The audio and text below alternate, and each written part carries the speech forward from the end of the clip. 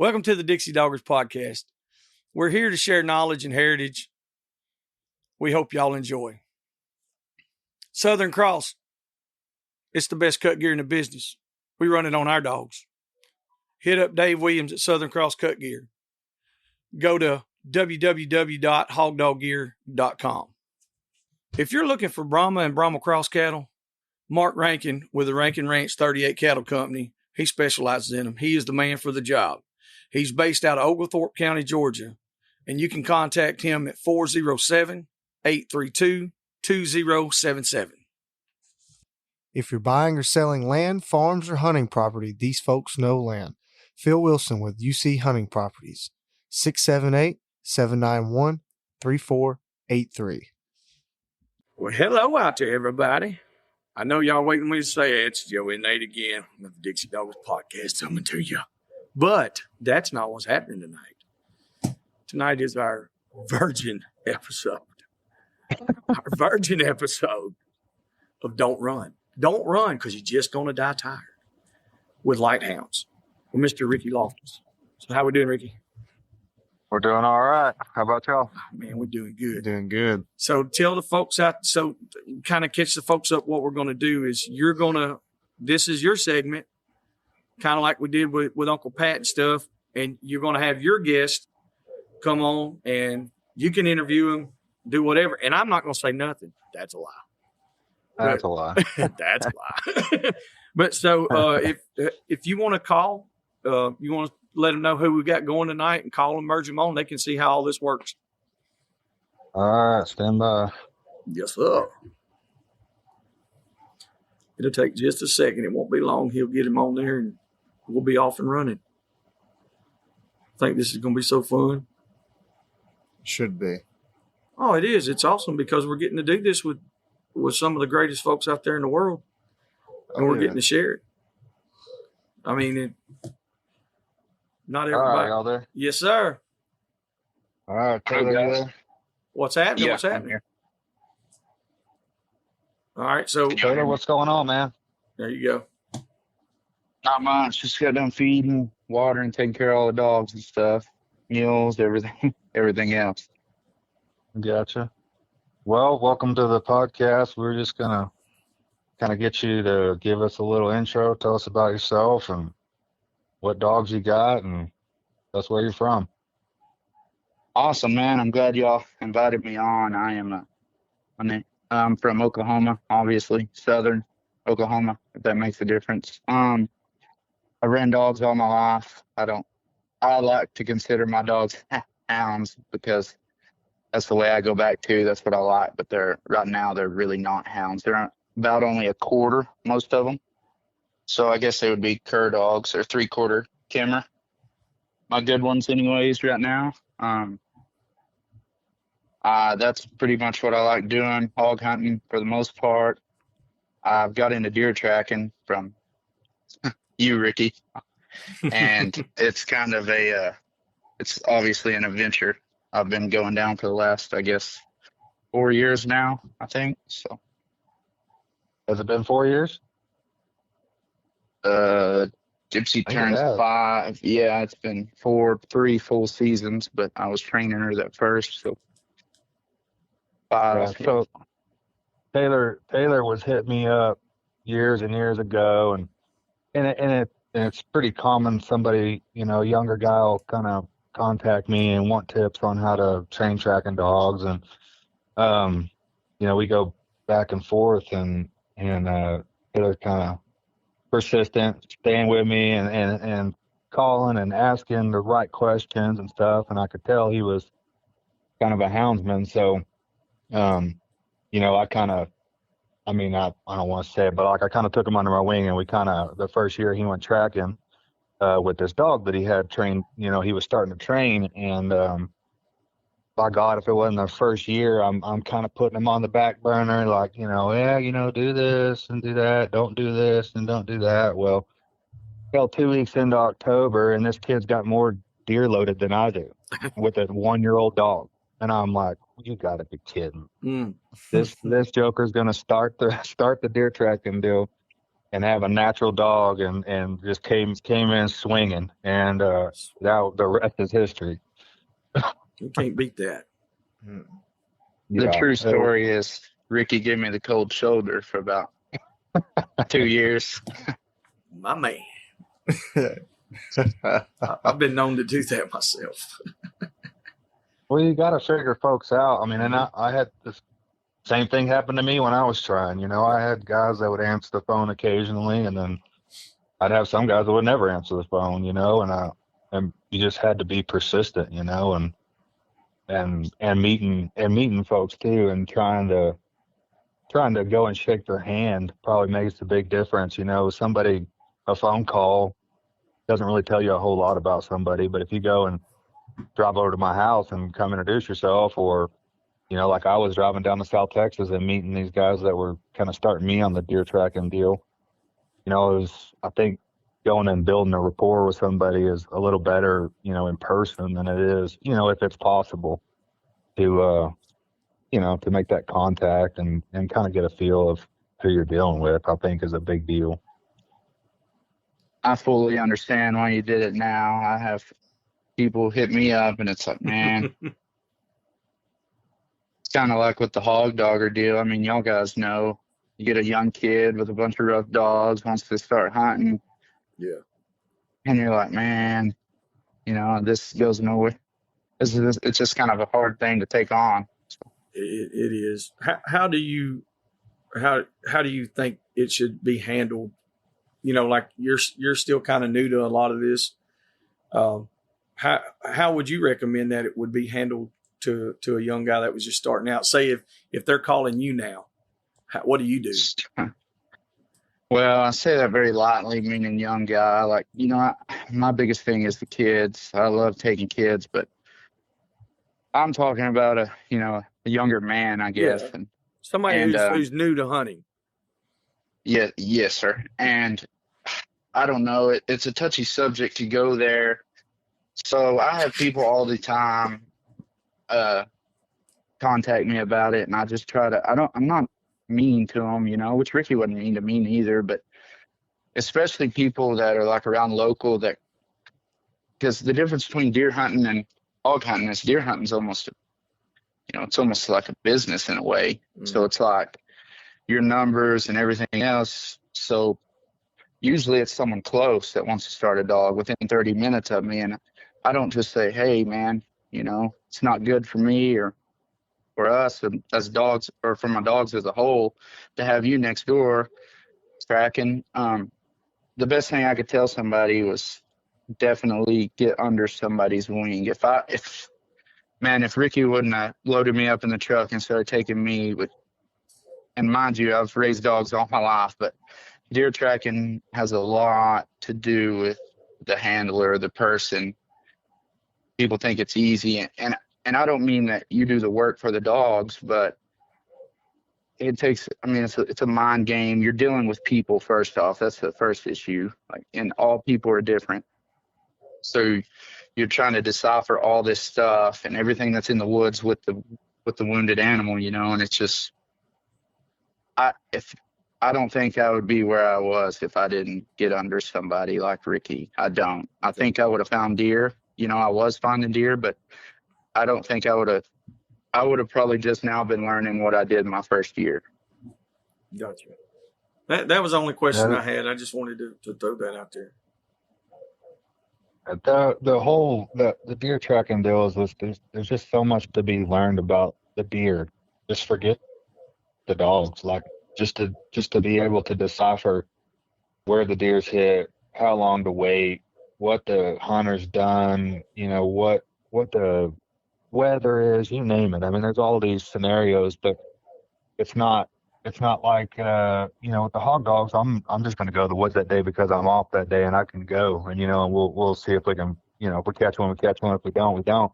With a deer deal, you're like, you get called and you got so many hours to go make something happen for somebody that's on their last limb. They're calling you last ditch effort, and you got to decipher on when, how, where to go, and it's a lot of problem solving just for your own sake, just to set your dog up for success. You know what I mean? And to go back to my last statement real fast, people contact me, and I help them. I do. I don't ever just tell them no. I help them, but I'm like, you need to get out, put the footwork in, and learn. I tried to get help from Ricky at first, and he didn't help me. And then I was like, man, whatever, I'm going with this deal. And I started, and then once, like you said, once I figured out the roles and kind of what was going on, he was like, all right, now it's time. That's exactly right. After I saw what you were doing, I was like, all right, he's not going anywhere. Yeah. He's finding some deer. He's put to get the footwork down. You know what I mean? And he's busting his tail to get what he's done. So I was like, you know what? I was like, all right, he's proved that he's worth me. I mean, I hate to say waste my time, but like it's just some guys will call and it's like they want to text or talk but they don't want to go out. They don't want to come meet you. They don't want to come like I can't text you and teach you how to track a deer or train a dog. You know what I mean? So that was a big deal. And after I seen that he had done that, I mean, and like I said, I'm not the deer whisperer. I've been doing it just a little bit longer, so I've had a little bit more experience. So after he'd done that, it was like, all right, let's do this thing. And honestly, I was super busy in southern Oklahoma anyways, and I needed some help in that area. And so he filled that void and then took some of my calls now. There we go. But Taylor, before we get like too much, tell us about your childhood. Like, tell us about the coon dogs and all that stuff. Like you didn't just start deer tracking. I mean, you didn't just start running dogs recently. Like, tell us about growing up. So I use this statement often when I'm talking to people or out in public, and I say I've never stepped out on my back porch and not seen a yard of dogs my whole life. And that's something that I don't know that I wouldn't call it an achievement, but it's something I'm like, not a whole lot of people's done that. And my dad and my uncle and a couple of their buddies around local had started hog hunting, I would say early 90s, something like that. They had started going with a couple different guys, older men at the time. One was Larry Parrish. I don't know if y'all know P&P cut vest, old school stuff. Well, Larry lives about 10 miles from us, and at the time he hunted. And there was a few other guys, but they got started and they kind of took it and ran with it. Back then, around here, there wasn't any hogs. I say this lightly again, that a lot of the hogs in certain places are probably because of them, and I'm careful what I say there, but there wasn't no hogs, and they kept going. And I was born in 96, and by the time I was, I don't know, since I can remember, my dad, they had a good set of hog dogs. I mean, good, pretty much hounds, but just sure enough good dogs. And they've always hunted old style, kind of mule back or walk behind, two bulldogs, loose bay dogs, kind of the old, I don't know if I would say old school way, but that's how they done it. And they had a few coon dogs too, and they got big into the coon hunting and won some stuff, and then realized, man, this is a lot to do. So they kind of petered out on the coon hunt and kept with the hog dog and stuff. Well, I guess I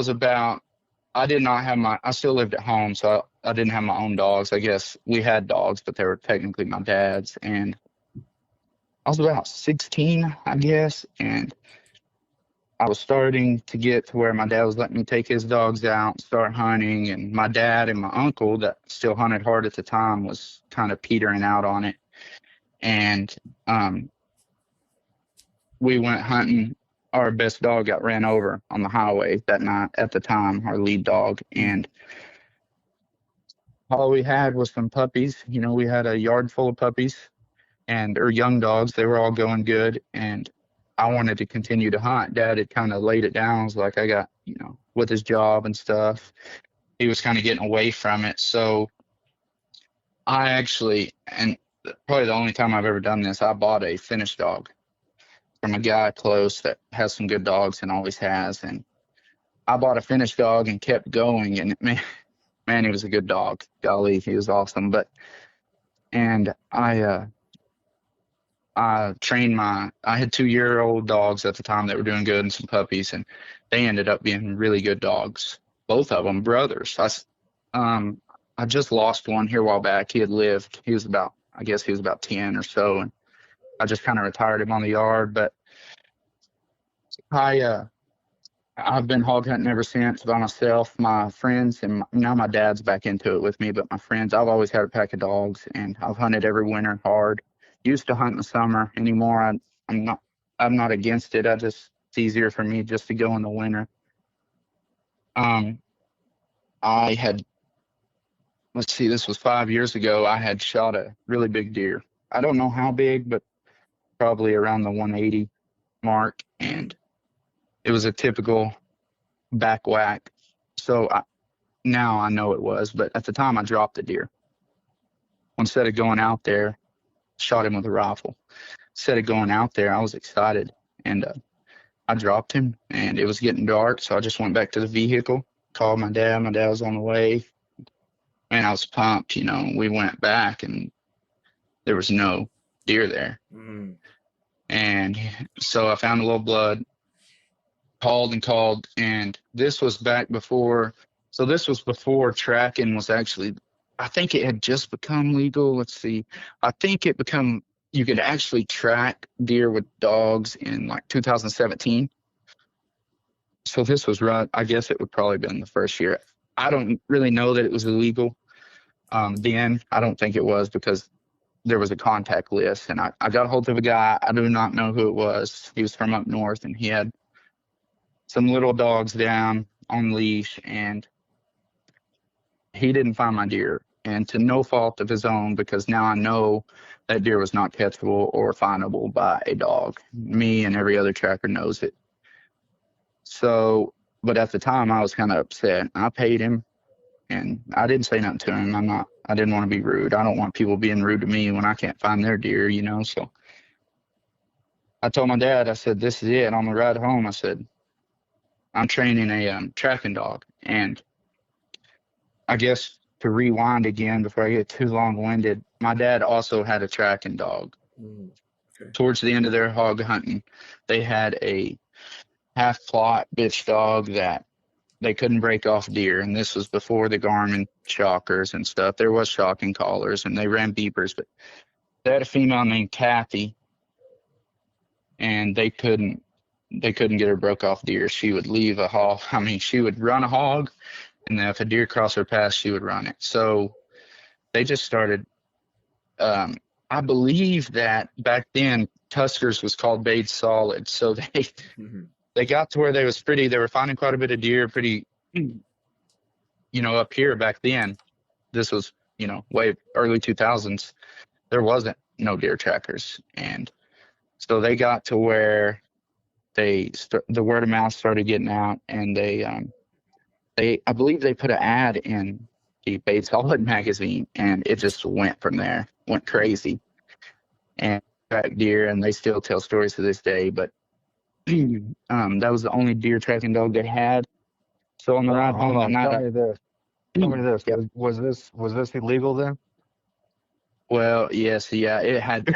I know it was. I don't really know that it got was the statute of limitations, but back then there wasn't a thing, right?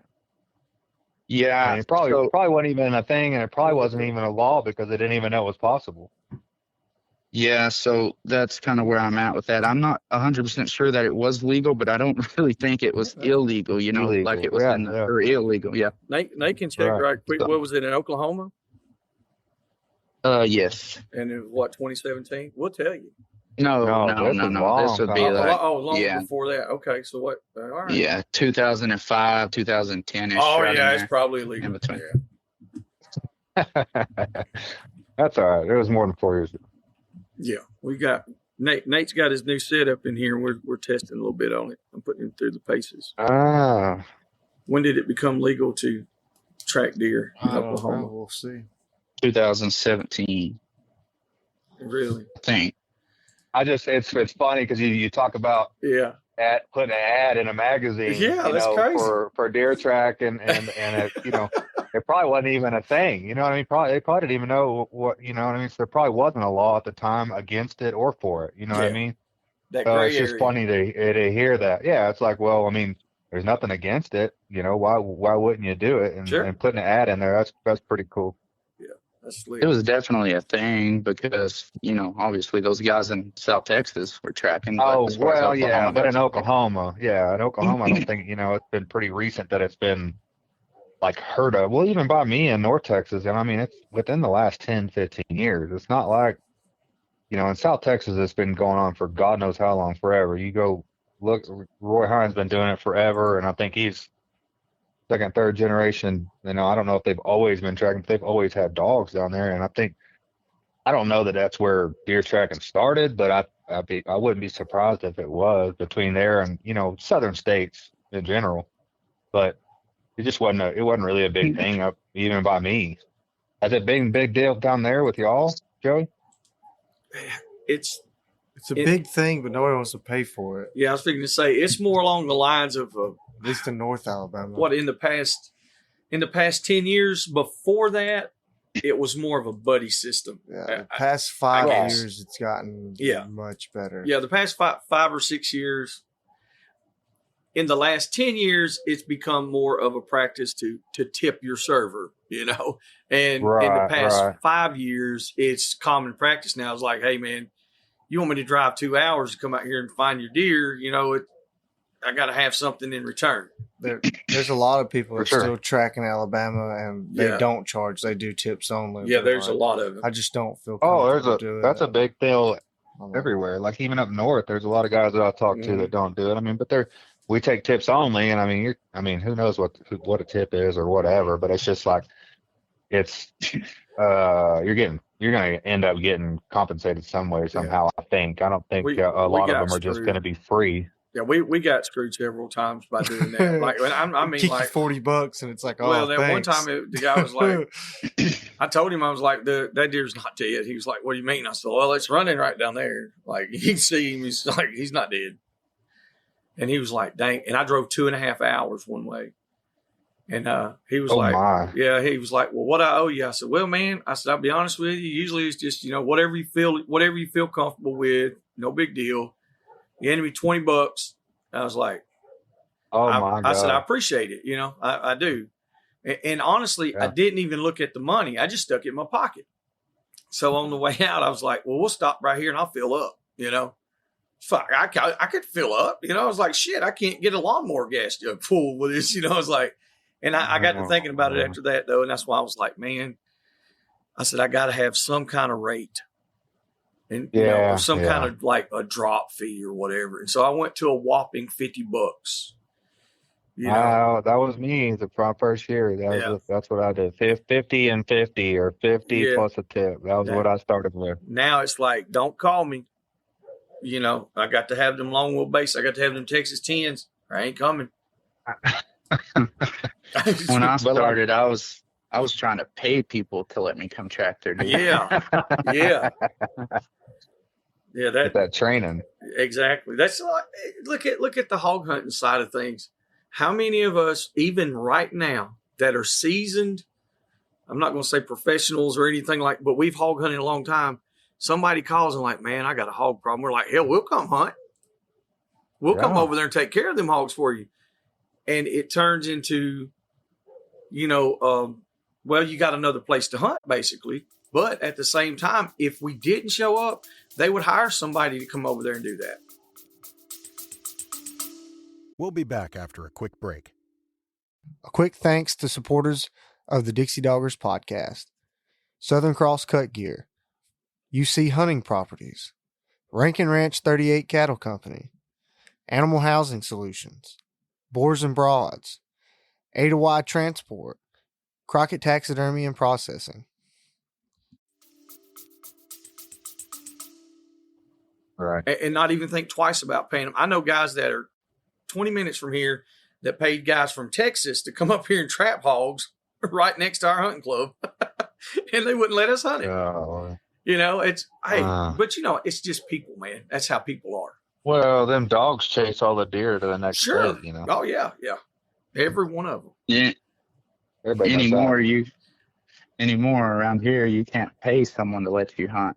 You know, it's definitely harder for sure. It gets harder by the year to get new land and stuff. I bet. I could only imagine out there where you guys are. I mean, with the quality of deer that is in y'all's areas, it's way more than what we have. And here, it's like you're going to have your own lease and your own private stuff, or you're not going to be able to hunt a whole lot. You can hunt public land, of course, but it's just hunted to death. Like I mean, there might be somebody in the same tree as you if you in a tree stand or something, you know. Yeah.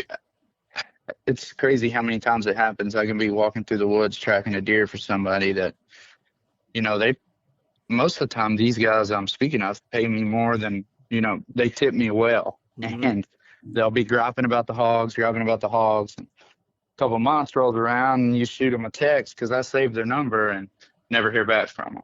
Mm-hmm. Oh, I know. We talked about that last podcast. It was the same thing. Like, pay me to chase your deer, but I can't even catch hogs for free. Mm-hmm. It doesn't make sense to me. It's a big difference here. So I can track a deer. I can track 10 deer 5 minutes from the Red River on the Oklahoma side and tell them to tip me, and they'll give me $10. I can drive across the bridge to the Texas side, and they'll give me hundreds every guy I talk to. It's almost like that Red River there cuts off a different world of deer tracking. Mm-hmm. Even though deer tracking's been a thing for so long in South Texas, it's like it migrated all the way up and stopped at the Red River. That's crazy. That's crazy. Tell them about the story whenever you were with me and we found that deer for that young man, and then the guy tried to stiff me. Ooh, that story hurts my feelings. I don't like telling it. Oh no! I thought you were talking about the river deer where I couldn't find it, but I know what you're talking about now. I'm with you now. This was like 4 years ago. We went and I got called. It was whatever. Guy's calling, doesn't ask any questions, just like, I need a deer dog. My boy shot a deer, blah, blah, blah, blah. All right, yeah, we can load up. And at the time, I have my 6-month-old son with me. And I called Taylor and I'm like, hey, this guy's in Oklahoma. Do you want it? You want to go with me? Or what do you want to do? And he's like, oh, I'll just go with you. And I think this might have been the first year Gypsy was rolling. So he was wanting to tag along and just watch work or whatever, and maybe bring Gypsy. And we get up there and old boy pulls up in a brand new Denali Duramax and got a kiddo there, and I'm like, awesome. Well, we get down and I think we just put Huck down and we're following him, and we get 4, 5, 6, 800 yards in. He gets a little bit lost and then makes a turn, and then we have to start back over about halfway down the track. Like it's a sure enough real track. They had boogered it up. Kids shot it with a rifle, and they had bumped him 2 or 3 times, I think, before we got there. Well, we go and anyway, long story short, we find the deer, and it's way the hell back in this place. I mean, you would have never found this deer ever. Well, we get back to the truck and we load the deer up, help them drag the deer. I mean, we did everything. And meanwhile, I've got my 6-month-old boy on my chest this whole time. 90 pounds. 6 months old, 90 pounds. 4'2", 90 pounds. Yeah. We get to the truck, and he's like, well, how much owe you? I said, well, this much. He said, oh, gosh, damn. And I said, well, is that a problem? And he's like, well, hell, I'd have left that deer in the woods for that amount. And it was a good deer, too. Yeah, it was a good deer, and it was this kid, like an 8-year-old kid, maybe. 8-year-old, 10-year-old kid. Yeah. And we're like, well, that's what it is. He said, well, I don't know if I can afford that. And I said, well, we can work something out, like if I need to follow you to the ATM, whatever we need to do. But I said, that's, you needed me here, and I drug everybody up here, and it wasn't no short track, and he said, well, I'm going to have to call my dad down the road and see if he's got some money, or let me just see what I can do. So Me and Taylor, my little 6-month-old boy, and then this 8-year-old boy, we're all just sitting on the tailgate shooting the shit, looking at his deer. He's fired up, so everything was good. Well, I swear about a half hour goes by and he's in there in the truck. Well, he comes out and he's like, you know what, guys, y'all did a great job. Shakes my hand and hands me a wad of cash. And I'm telling you, I couldn't peel the hundreds apart. They were so crisp. Mm. And I'm thinking in my head, now, wait a second. This whole time he had been saying, well, maybe I'll meet you next week and we'll catch up, or can I meet you tomorrow, and all this stuff. I ain't kidding you. These things they just come out of a band. There ain't no doubt about it in my mind that this came out of a $1,000 band, whatever it was. I mean, he had a wad of cash in the console and was trying to screw me over. And I was like, I looked at Taylor and I said, this is learning lesson number 10. Yes, Freaking sir. don't leave until you get paid, because he was trying to screw us. I mean, Brand new pickup. Oh too. yeah. Oh yeah. He had all the things. I'm like, that's what I'm saying. Like it's people, man. It makes it so hard to, and then you get the next guy over there that really can't really afford it, and he doesn't mind paying it that's all. fine. You know what I'm saying? That's But he fine. doesn't even And- mind. He's like, hey man, I called you because he understands what work is. Yes, and you'll have guys that'll call, and now this guy, mind you, he didn't ask. Yeah. And usually when people don't ask the price, that means they don't care what it costs. You That's know what I right. mean? And I'm really good about saying, hey, just FYI, this is what it costs. You know what I mean? Yep. And he was very, get here. Well, this is the address. We'll see you in an hour kind of deal. And I was like, all right. So he don't care. Well, if somebody were to call me or Taylor and be like, hey, dude, man, I don't get paid till Friday, or I got $100. Can we? Hell, I think I sent him a track a couple years ago, and the guy traded him pistol for it. You know what I mean? Like, we're not out just trying to rob anybody. We're not out trying to make $1 million a year. We're just, you just can't go out and dump dogs. Yeah, it's work, and you're away from your family, or you're dragging a 6-month-old through the woods, or and you're, the dog could get freaking ran over on any track. Who knows? Mm-hmm. But it's just like, it's not.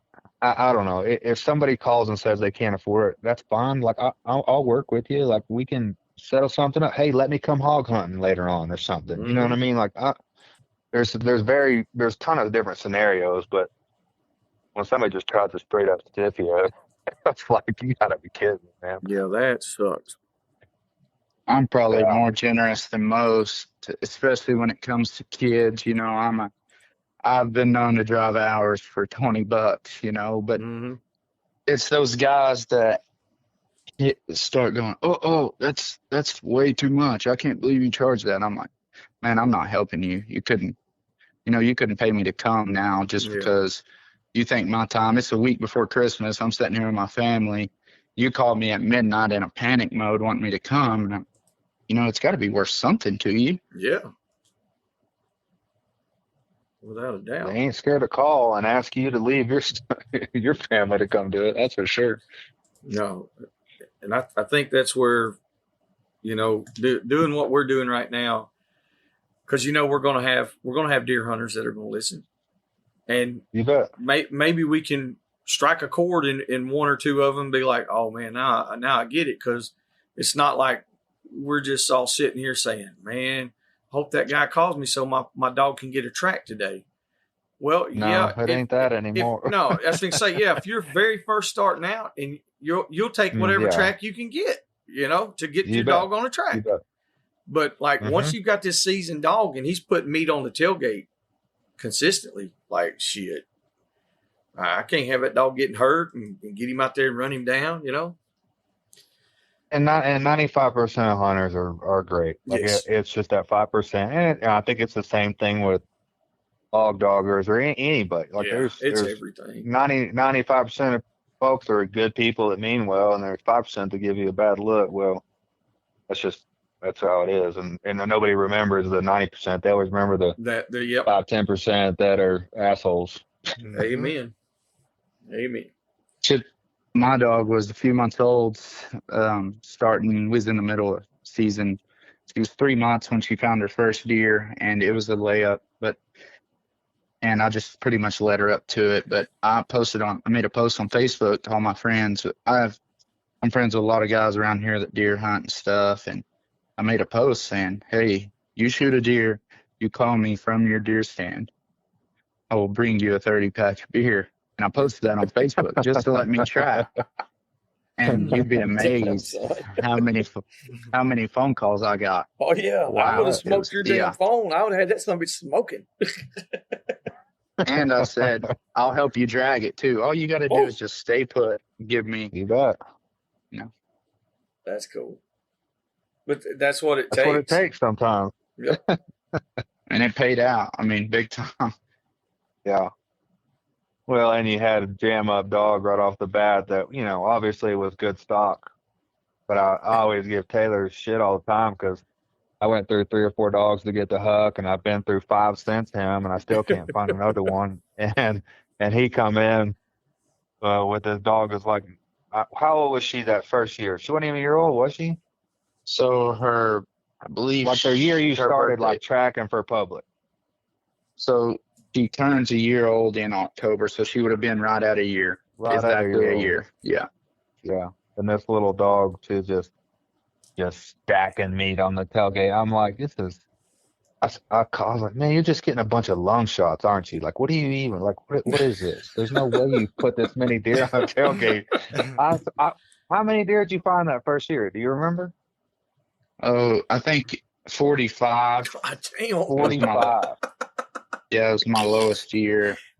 The lowest year. I've been tracking for 5, 6, 7 years. Whenever I start talking, I never put 40 deer on tailgate. I'm like, what? This is some bullshit. Yeah. That's funny. I've been through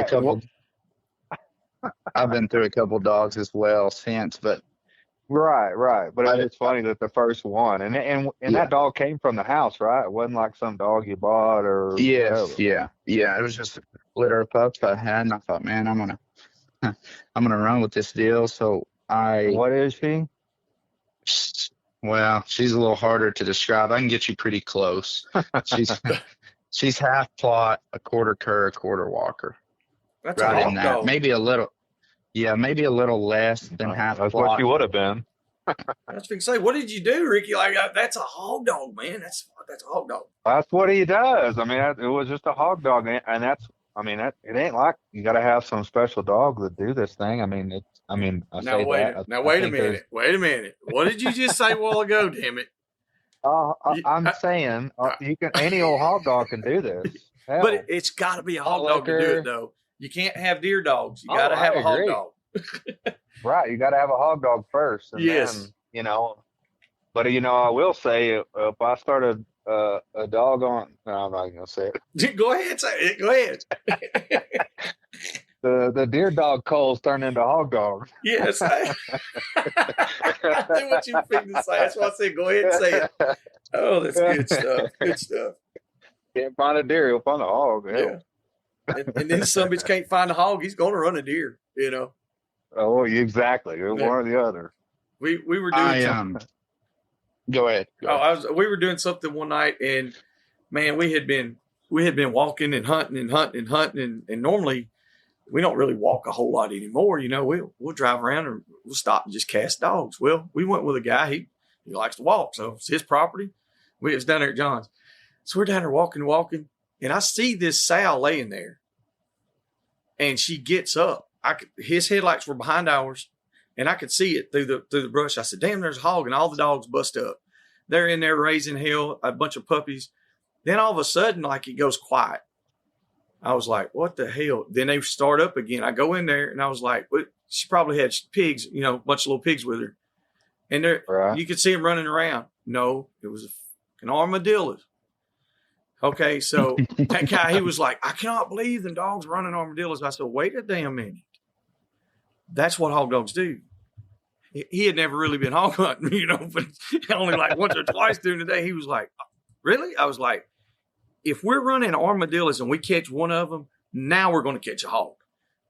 That's how it goes. Like, if your hog dog cannot run and find an armadillo, then is it even a hog dog? You don't even have a hog dog. No, you don't even have a hog dog. So it's just funny how shit works out sometimes. In Oklahoma, we call those meat dogs. Yes. You bet. I got a bunch of Oklahoma That- meat dogs. That female I was telling you about earlier that got ran over, that good hog dog, Jip, she only dog I've ever seen, but 8, 9 times out of 10, you turn her loose. I don't know what it was. She would kill a skunk that hunt. And boy, she would bay the hogs too, but she loved a skunk. And if you were there within eyesight of her, once you got to her, she was gone. She knew, but she would, I wouldn't say every time, but a lot of times she would kill a skunk, man. And it was horrible, but she was one of those dogs that I guess you got to take the good with the bad. Yeah, a little bit of leeway whenever. So would she find them after she kills a skunk? Yeah, and she would bay Did hogs you bait before, it was kind of one of those deals, I think, more or less, if a skunk was just there, she wasn't like trailing them down, but if a skunk was there, she was going to gather him up, man. And the bad part was, a lot of times she wouldn't even catch it. She would bark at it and get it to rile up and get all the young dogs over there, and then everything would get sprayed, so. Well, That sounds like some shit Huck would do. I think most of us have dogs that are just like that in some form or fashion. I love it. The skunk dog. Rusty has one like that. Rusty's got one. That some gun is going to get him a skunk. Is it Turbo? I want to say, yeah. It's Turbo. But that dog was eating them. Oh yeah, he's gonna eat the skunk. Oh, he's going to kill that skunk and eat it. I was like, oh. But now he will bay the hell out of a hog. Rodney's dog Sally was like that. We just don't have very many skunks here. Yeah, we don't hardly ever find Now, skunks. where Rodney lives, which is about an hour north of us, like they have more skunks, and that's what he was talking about going hunting up there. He's like, my old dog, she will tear one's ass up. Yeah, I stick to the armadillos. They don't smell that bad. I haven't seen old Rusty in a while. I was about to tell him that, Rusty. Yeah, I talked to him. I actually talked to him yesterday. I'm recently getting into some reloading stuff for like target rifles and stuff. And man, I don't know, a lot of people knows it, but Rusty's a mastermind behind a rifle. You ain't joking. Especially at night. Mm-hmm. Yeah, that I low told him light. That low light. That's why they're called night force scopes. Didn't you? Have you hunted Robs with Rusty? Haven't you before? Yeah, I believe me and Rusty won a tournament together. I can't remember if we won or got second. It was like a little 12-hour tournament up in northern Oklahoma. I was hunting with some boys that live out there, boy and a girl, Reno and Brittany. And Reno's got some pretty nice dogs. And I hunted. That's the first time I'd ever met Rusty, I guess. This was a long time ago. And I think I'm pretty sure we won that tournament. But that night I had a dog that he got his sack cut open. And I had never sewed. That from that day forward, I learned how to sew. I just always stapled. Well, Rusty, he's a big male dog, big yellow male dog. We got into the trailer, and Rusty said, "You think he'll let us sew him?" I said, "Well, I don't know." Every time I had tried to staple him, he would get me. Man, it took all three of us to hold that dog down and sew him back up. Hey, first dump out of the box, the only dog I brought for the tournament, besides a bulldog. First dump, it was over. I mean, he was fine, I couldn't hunt him the rest of the night. But we hunted Rusty's dogs and Reno's dogs, and we caught quite a few hogs that night. That's pretty cool. You were just there hunting on charity, huh? Yeah, that's what I told him. I said, now I get to have fun. You're going to have a dog or not? Just catch pig. So do they have a lot of tournaments up there where you guys live at? Man, they did. I would say back about, it kind of slowed down the last 4 or 5 years. Gotcha. One of the bigger ones that, I don't know if it's the biggest, but at the time was Big Chops. And I don't know if y'all have heard of Big Chops, but it was a big deal. They give nice buckles, and it was a month-long competition. And I hunted it one time. I don't remember how it worked exactly, all the rules, but it was a 4 hog stringer, and you froze the heads. It was just a teeth competition. So you just froze the heads, yeah, and they had a 4 hog stringer and then a long tooth, and I think I actually got lucky and caught almost a once in a lifetime hog during that tournament, and thought for sure I was going to win it. The only year I hunted it, and I got beat by a 1/16 of an inch or an eighth of an inch. Man, I thought, wow. What did yours measure? Oh, 4 1/4. God, Yeah, I think 4 1/4 and a little over that one. Yeah, well, it was one tooth. The other one had broken off. They done a 3 or 4 hog stringer. They measured bottom teeth and top teeth and combined the measurements, and then they done a long tooth, just one single longest tooth pot, I believe, and it was a big deal. A lot of people hunted in it, and it was around the area of Hinton, Oklahoma, right around in there somewhere. But they've had a few smaller tournaments, like in 12, 24-hour, kind of like fundraisers. They have one here in my hometown about every year that thermal hunters get into. It's like trapping, you just bring your hogs in, they don't care how you kill them. And it's like a little fundraiser deal, but they used to have some bigger ones back in the day, but anymore it's kind of phasing out a little, I guess. I got you. I was just curious because certain areas seem to have more tournaments than others. I'm sorry, Ricky. No, I was just curious. That hog with the big teeth, was it a big pig or was it a? Man, yeah, it was. It wasn't a bar. Yeah, you could enter bars because all you brought was the head, so they wouldn't know if it was a bar. So. I was curious how that whole thing, that had to have been a lot of bullshit with that kind of. Yeah, this particular hog was a boar, and he was not huge, no, 200 pounds. My buddy that I hunt with, and kind of grew up hunting with, Waylon, that year he actually won I think he won the pot. He won a pot. And man, he had caught a hog not far from my house, actually. And we were entered separate. And he had caught a hog that was, man, I bet it didn't weigh 150 pounds soaking wet. And it was obviously had something wrong with it at one point, but it was drawed up. And I'm not saying that like it was easy to catch. I mean, he was not a healthy hog. And I think he had 4-inch on both bottoms and then like 4-inch on tops or something. Whoa. Yeah, I bet he didn't weigh 150 pounds. Damn. That's crazy. That's a lot of teeth. Yeah, we have quite a bit. I would say for this area, our teeth gets pretty long. If I go out, I guess, east, there's like a pocket there before you get to the mountains where I'm kind of from, where my family's from, Ballsville area. And I hunt with a lot of guys around there. A lot of cowboy guys live around there. And there's no teeth, like hardly ever. They catch a lot. They catch some hogs with teeth, but so that's about an hour from me. If you go another hour into the mountains, every hog you catch has teeth. So it's almost like there's just little pockets here, and I'm in one. I consider our little pocket. I'm not saying we catch the biggest teeth hogs, but we catch a lot of little hogs with good teeth. How close are you to the Red River? Ooh. As crow flies or like driving? I'm about, I don't know exactly. It's about a 35-minute drive probably. Where you're at is just straight south of you is Lake Texoma, not the Red River, right? I mean, obviously Texoma is dammed up Red River, but yes, Texoma, but I can go around to each river crossing on each end of the lake, and it's still about 30 minutes to both, or maybe 45 to one. But yeah, I live, man, like the furthest point to the north on Lake Texoma. I live probably 300 or 400 yards off the lake there, something like that, half a mile.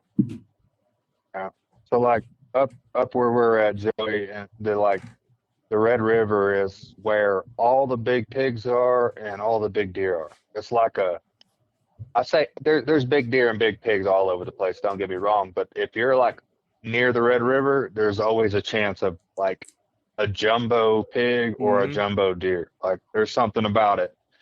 So that's when everybody, somebody asks, like, "Oh, I'm over here." Like, well, how far are you from the Red River? Like, Yeah, that's the, or are you on a feeder creek from the Red River? You know what I mean? that's what It's Rusty was telling us. Same thing. I mean, because we kicked dogs out and they headed straight toward the Red River. He said, "This is a Yep. good boar hog," and we weren't Mhm. far from it where we were hunting at. I don't know how far he actually lives from it, but like, and that's Not what he was far. telling me. He said that's where the big boys are. Yeah, I don't know what it is. If it's like the river is. Can you own up to the river, Taylor, in Oklahoma? I mean, can you own up onto Yes, the you river, can. or is it public? Yes. No, there is some public down the river, but no, you can own up to the river, to the waterway, pretty much, the town. Okay. If you look Yeah, on there's spots. Onyx, it kind of has the line drawn around the bank line, but I think you own to the Yeah. river. Yeah, and the bank line is crazy. If you look on there, like, it'll show you in Texas, and you're on the north side of the river sometimes, or vice versa, Hey. because of the way the river has changed over the years.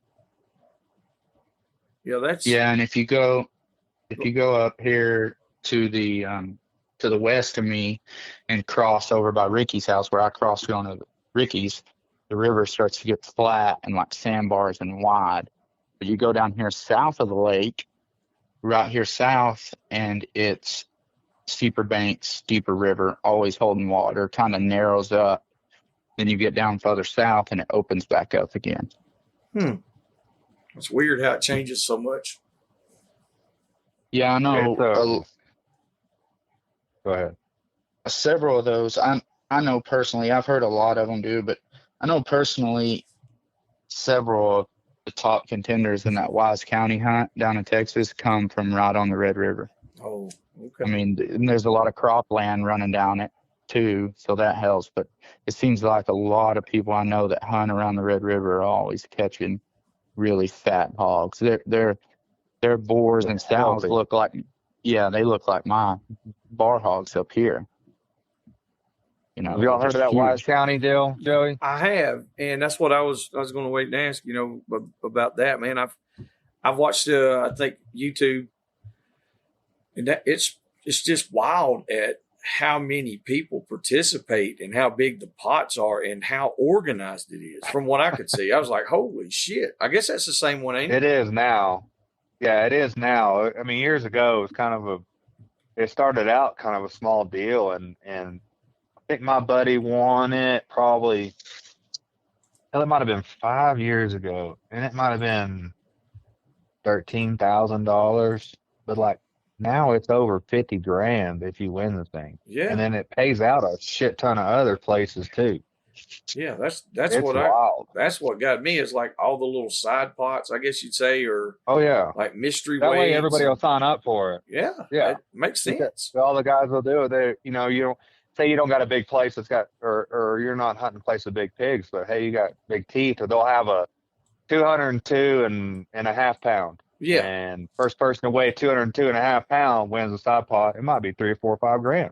Mm-hmm. That's pretty cool. But I don't think they do the hog dogging though, right? Like you can't catch them with dogs, can you? Or can you? I have no idea. I don't think. No, I don't think you can. Yeah, I think they have to be shot. You can't be trapped. Can't be dogged. Can't be barred. And like there was a big pig this year weighed in. And I don't know what the weight was, some ungodly amount, but he had floppy ears and shit. And they were like, man, this pig's a little too close to being domestic. Oh man, Like, did you see the picture of that hog? yeah, he had big floppy ass ears, and he was, I don't know what color he was, but it was like he's like, man, I think they if I may be misspeaking, but I think the boy has a place close to some sort of dump, and those pigs go in that dump and just get huge. Well, he has ever won a couple, or has ever weighed some really big pigs. But this pig came in and he shot it. It might have been over 400 pounds. I can't remember, but it was like he was going to go weigh it because I mean, obviously he shot it free range to him. I mean, he shot it on his place. He didn't set it out, or whatever. So he's like, I'm going to go weigh it or whatever. And they were like, man, this sucker's a little too domesticated to count, even though he was out roaming wild or whatever. Yeah. That's pretty So funny. I don't know how things work out there, Joey, but around here, you call those good-blooded hogs. I mean, Yes. that tame hog didn't get out of the pen and run off on accident. Yeah, that's right. That's right. We caught one when we were in Georgia a couple weeks ago. I sent you a picture of it, Ricky. That That was 322. And I with mean, nuts. yeah, if you look at the hog, like you could tell like it was a blooded hog. But now it was as wild as it gets, because we ran the piss out of him, and he whooped some dogs' asses, and it was a scrap. But at the same time, there's a few people there, being funny and just poking fun and carrying on, talking shit. They were like, "That's out of somebody's pen." I was like, "Well, you better keep your damn hogs in your pen if you don't want them caught. I can tell you that. We gonna catch them. We gonna catch that ass. They easier to catch." You bet. You bet. They're opportunists, boy. Mm-hmm. A year or two ago, I was on a big ranch out east, and a lot of those guys are older, school down there, and we was out in the middle. We was in the middle of a big place. We baited probably a 150-pound York boar. 100% domestic. No crossbreed, nothing. Hey, I'm telling you, he's wild as a cut rat too. Sucker he cut out across that pasture like a dang deer. I thought, wow, we need to turn him loose, boy. Hell yeah. Let him breathe. Yes, sir. Put some marbling in the meat. But it was such a common practice years ago, that people lose sight of that. I guess it gets like mainstream now. You look at what we're doing. We're doing podcasts, and you got all the social media stuff that's going on, and hog hunting is just out there. It's everywhere now. 10 years ago, didn't nobody really know much about it, and then 20 years ago, nobody even talked about it. But everybody had their hogs set up the way they wanted them. And now you don't really. If somebody was to put a good breed hog out, a good breed boar out, man, they'd be ridiculed. Right. I would be like, "Hey, I want to come hunt some shit." God, I just come hunt it. Yeah, one of them local tournaments we had a couple years back. Two or three of the big hogs in the pot was shot by thermal hunters. Mm. I was walking by looking at hogs, and I recognized the marks in them, and not a person there knew any different. They didn't even realize, hey, what happened to this guy's nuts? Yeah. I just kind of drooped my head and walked off. Like, that sucks, but it is what it is. But Mm-hmm. We had a young boy. He shot a couple of really, really nice hogs, and he said, "Man, is there a reason why these couple of hogs, their ears got cuts in them?" I was like, "What do you mean?" He sent me a picture. I was like, "Bro, what are you doing?" I was like, "Those are marked hogs." He was like, "Well, where's the mark on them?" I was like, "They're damn ears." He's like, "Oh, I didn't know that." I said, "Oh my Lord." And I'm talking, 260, 280, possibly 300. Really, really big hogs. And I'm like, oh man, like you said, but it is what it is. He's shooting them with a thermal. I can't get mad at him because, he's out there hunting. But I told him, I was like, look, man, just shoot a bunch of those 100-pounders and eat them. Don't shoot the big hogs. He didn't know why that one don't didn't even have nuts. a clue. Yeah, he didn't know why. He's like, one of them didn't have any nuts. I was like, yeah, I know. I heard about it on TV. Because those hogs had to be old. Oh, yeah. They had to at least be 10. It's been 2015 is the last ones I've done. And now, unless Sullivan one of them done. Yeah. And when you look at them, these hogs look old. And so I don't know. It very well could be. Past their prime? Oh, yeah. Like downhill side. Man.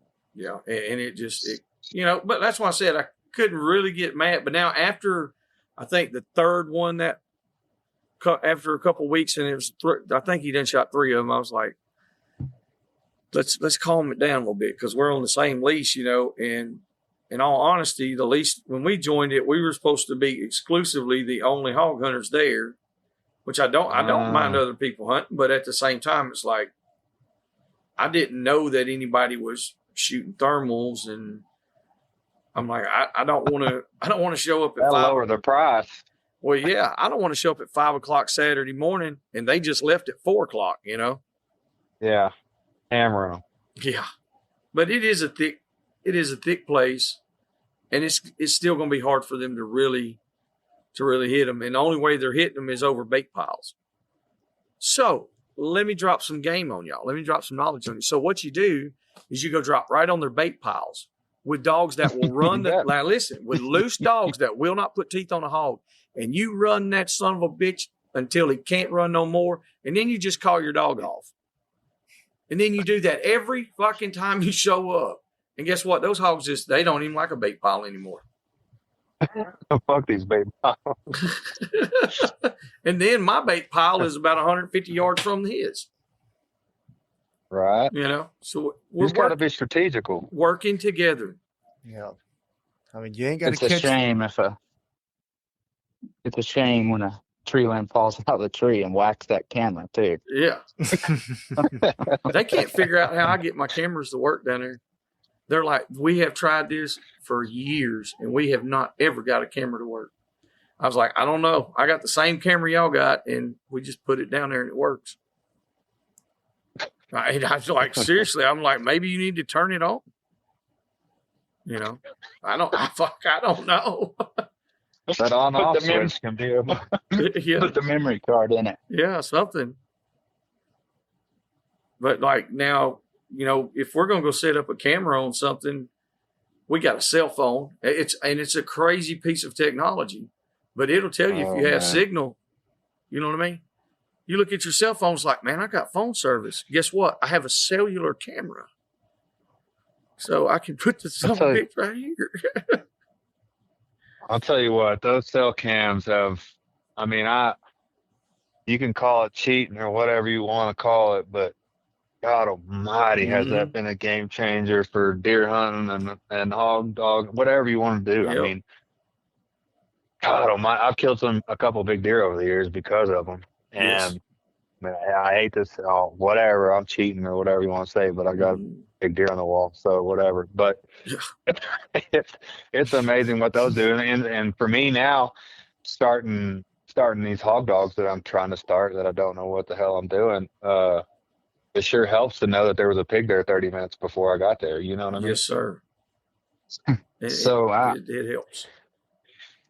Man, I'll be the first to admit, too, that I say this slightly because it's probably going to make some people mad, but cell cam will run a pack of dogs fast, and I'm guilty of it. I am. Oh, it will. It will. I've done that shit. Because around here, everything's in 1 by 2 mile sections with county roads, and them hogs will use the same trails. Well, I don't even have to put corn out. I just put a camera on a trail, and I wake up in the morning to go hunting. There's going to be a hog across one of those trails. Well, I can just go pitch out on that trail, instead of sometimes I'm like, I've gotten to where now with this set of dogs I have now where I just, unless it's a big one or a bar or something, I'll bypass him. That ain't what I need to be doing right now. That's what I need to be doing for my young dogs, not these dogs. Yeah. That's where you need to take Ricky. Them easy ones. Well, that's kind of what we did. The intention I had was just what I guess everybody's intention would be. I was like, well, this is going to make it easy. And then I like you were just saying, I kind of thought it through and I was like, man, and it would drive me insane. I'd be at 3 o'clock in the morning. I'd be texting Nate, look at this fucking hog. He's like, God. Dad, I'm asleep. I'm like, look at this son of a bitch. It's huge. And so I'm going to grab my dogs and go up there. Then I would get to thinking about it. I'm like, well, that's just my dogs don't even have to hunt now. So now I'm going to have dogs like a lot of people, and I don't want those shitty type dogs. I mean that with all due respect, but I mean for real, I want one that's going to go fighting one. But starting those dogs out with that is We have done the same thing like you're talking about. We'll see a group on there or a couple of pigs or whatever, wait an hour, go up there, put some puppies out, let them go down there and find them. Hey, it's not a bad training tool, but for our other dogs, like, no, they don't get that shit.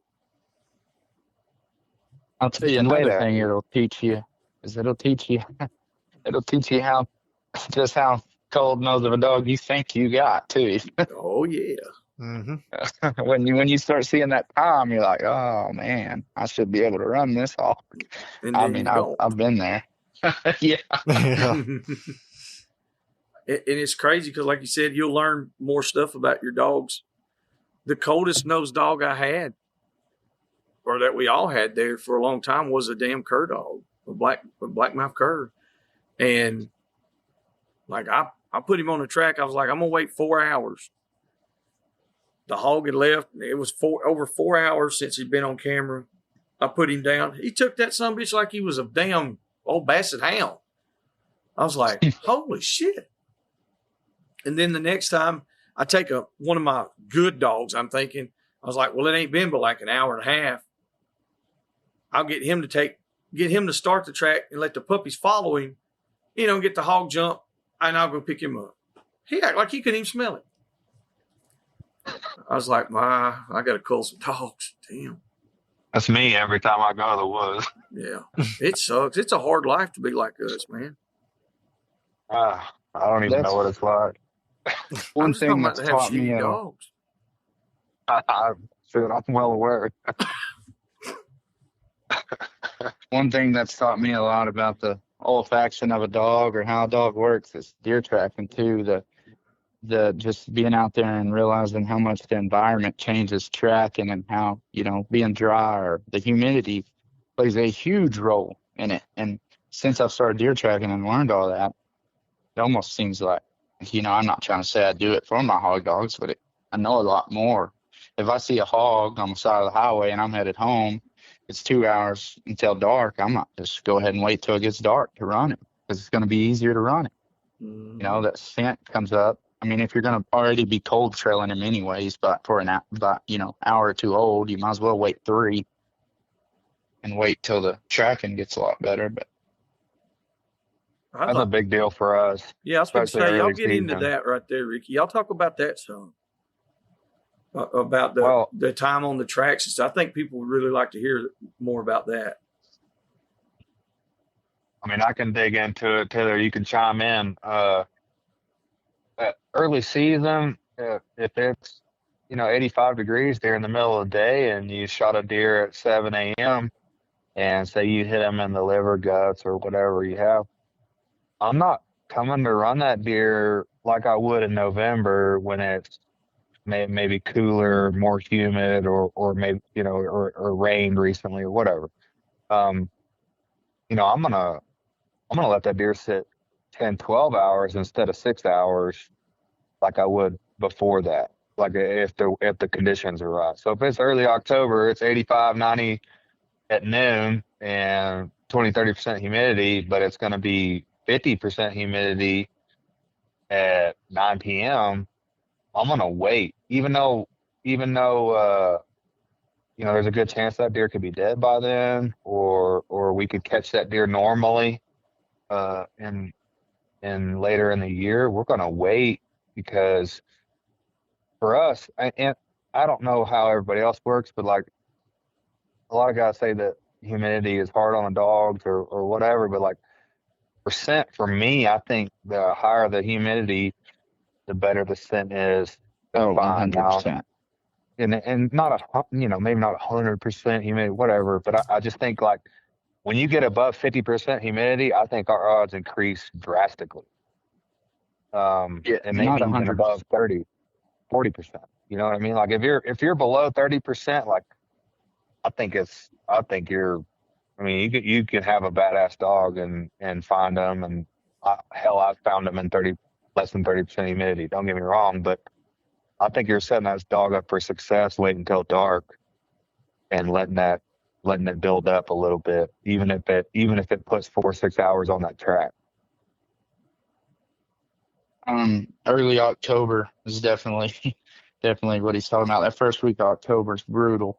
Usually there's no rain. It's hot, sun's beating down, and you have a lot of calls, more calls than you do all year. So, And they're all archery.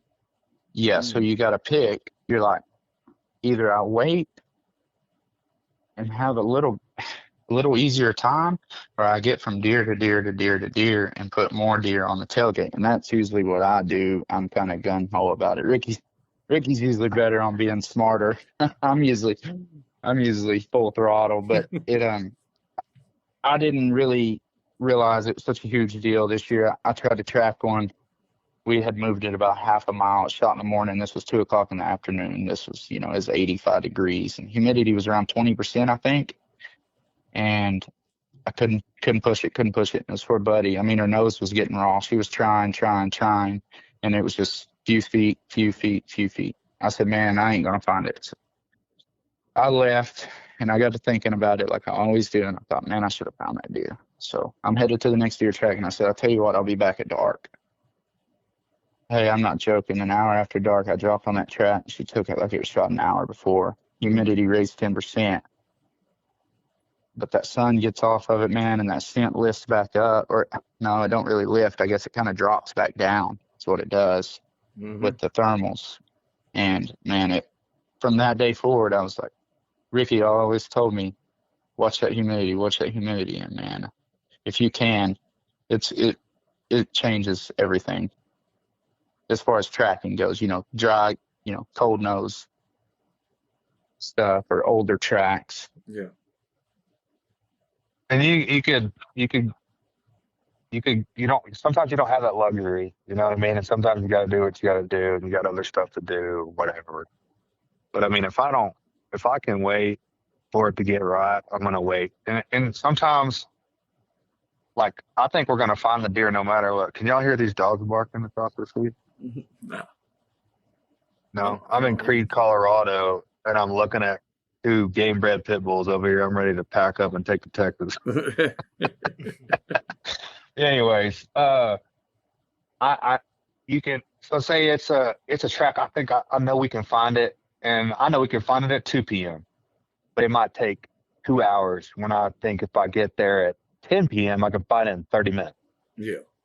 Like there's a big difference, and you're making the dog work a lot harder when you don't have to, if you don't need to. If you need to and you got to do it, you got to do it. But if I can, I'm going to wait and make it right. And on those scenarios where the deer's been bumped or jacked with, or hell, I've had hogs push deer, I've had coyotes push deer. You might change from a no find to a find. You know what I mean? Yeah. Just by setting the dog up for success on that kind of deal. That's pretty cool there. I mean, like you hear a lot of guys talk about how old a dog will take a track, or how old of a track a dog will take, however you want to say it. And when I started getting into the recovery stuff, I realized I was like, a dog's nose is way, way more than what we give credit for. Mm-hmm. Like you hear people like, well, man, my dog won't take a track, but if it's 2 hours old, like I've seen them take them 22 hours old, and it's just they're so much more powerful than what we even know. Now, do you think 100%, some dogs prefer to run a colder track? Like, I know it sounds crazy, but like I've had some dogs, I know they can run a colder track, but they don't. It's like they don't want to fool with it. They're lazy, I guess. And then I've had other dogs that they'll rather sit there and just keep on until they get it worked out. I think that's all dog dependent. I think there are dogs that want the harder or want to grind it out. Yeah. And it was funny that the first couple of years Taylor was tracking, he was like, I tell him like, hey, I think it's this, and this. I'm like, yeah, I'll give it 7-8 hours. He'd go at 4 hours. And I Rodeo. I'm like, what are you like? All right, I get it. But he didn't think that the dog had the cold nose that she does. Mm-hmm. And it took a couple of years for him to realize that, like, yeah, she's got the nose. Like, give her the time. Like she's gonna find it. You're gonna better you're gonna get the deer's gonna get sicker, the weather's gonna get better, and you're gonna have a lot easier track if you just go ahead and wait. But Mhm. at the beginning, I remember he was like, "Man, I'm just gonna go now." I'm like, "I don't think she's got the nose," and I'm like, "I think she does. You just got to give her a chance to wait and do it because and now she does, you know, and she's always had the nose. But I think a lot of that is uh, having confidence, you know, with the dog. If you don't know what she can do or he can do or whatever, you you want to try to go sooner, even though it's shittier conditions and you know the deer is going to be well alive when you get there Mhm. or whatever. You know, I think a lot of it's confidence in your dog. So people ask me all the time, like, you got a deer dog that can take it, and I don't mean consistently, but you take a 24 or a 36-hour-old track, and but you can't have a hard dog that can take a track like that. Well, things are different. There's like scurf and other things falling off of this deer when it's hit. You know, Mhm. there's they put out that sin in their body, in their glands, but it's almost like it goes through their whole body. So that dandruff and stuff that's falling off of them and brushing on trees that's falling, that scent sticks versus, a hog hoof print don't stick. Like, He's not I mean, wounded. yeah, Yeah. yeah, to take a 24-hour-old hog track, you would have to have like one of them dry ground line dogs, big old bloodhound looking things. In my mind, that's just, it's taking a 24-hour-old hog track just seems impossible to me. But a deer track, I mean, I find a few a year that's 24 hours, but it's usually conditions are perfect, But I I don't shy away from them. I don't necessarily want to. If someone has a 12-hour-old shot, I'm going to take it first. But I do, like, I've followed up some drones here in Oklahoma and stuff, and certain applications where I'm like, I want to take that 24-hour-old track, and I have, and I've been successful. But if the humidity's not high, I'm not taking it. If it's October, I'm not taking it. Stuff like that. But it's just different. In my mind, it's a whole different ballpark. The humidity really, where you guys live at, it's a huge factor. And the reason I say that is when we went and hunted down south with Case in around Hondo, Texas, the dogs were hunting really, really good that day. Well, we had I'm not going to say a thunderstorm or none of that. It clouded up and it got windy and it like 4 drops of rain came. Well, when it left, the humidity, like it completely left. It was 10%. And those dogs, Mhm. like there were hogs at a feeder. We walk in there and they act like there was nothing there. We finally get them to jump a hog. They would not stay bayed. And I'm not talking about, I had a bunch of puppies with me, but like we had 1 or 2 older dogs. Hell, Case had his dogs and they act like they couldn't smell it either. And all it was, we checked the humidity and it literally said it was 10%. And I was like, you got to be shitting me. I couldn't believe how much it did because where we're at, we have a lot of humidity all the time. And Yeah. it doesn't dissipate as bad. So it's like we can always I'm not going to say all the time, but like 90% of the time we can always run a track, But Right. here, but where you guys are, it will really just mess it up. We really don't have it near as bad as the guys west of us have it. Like we got a buddy named Nicholas.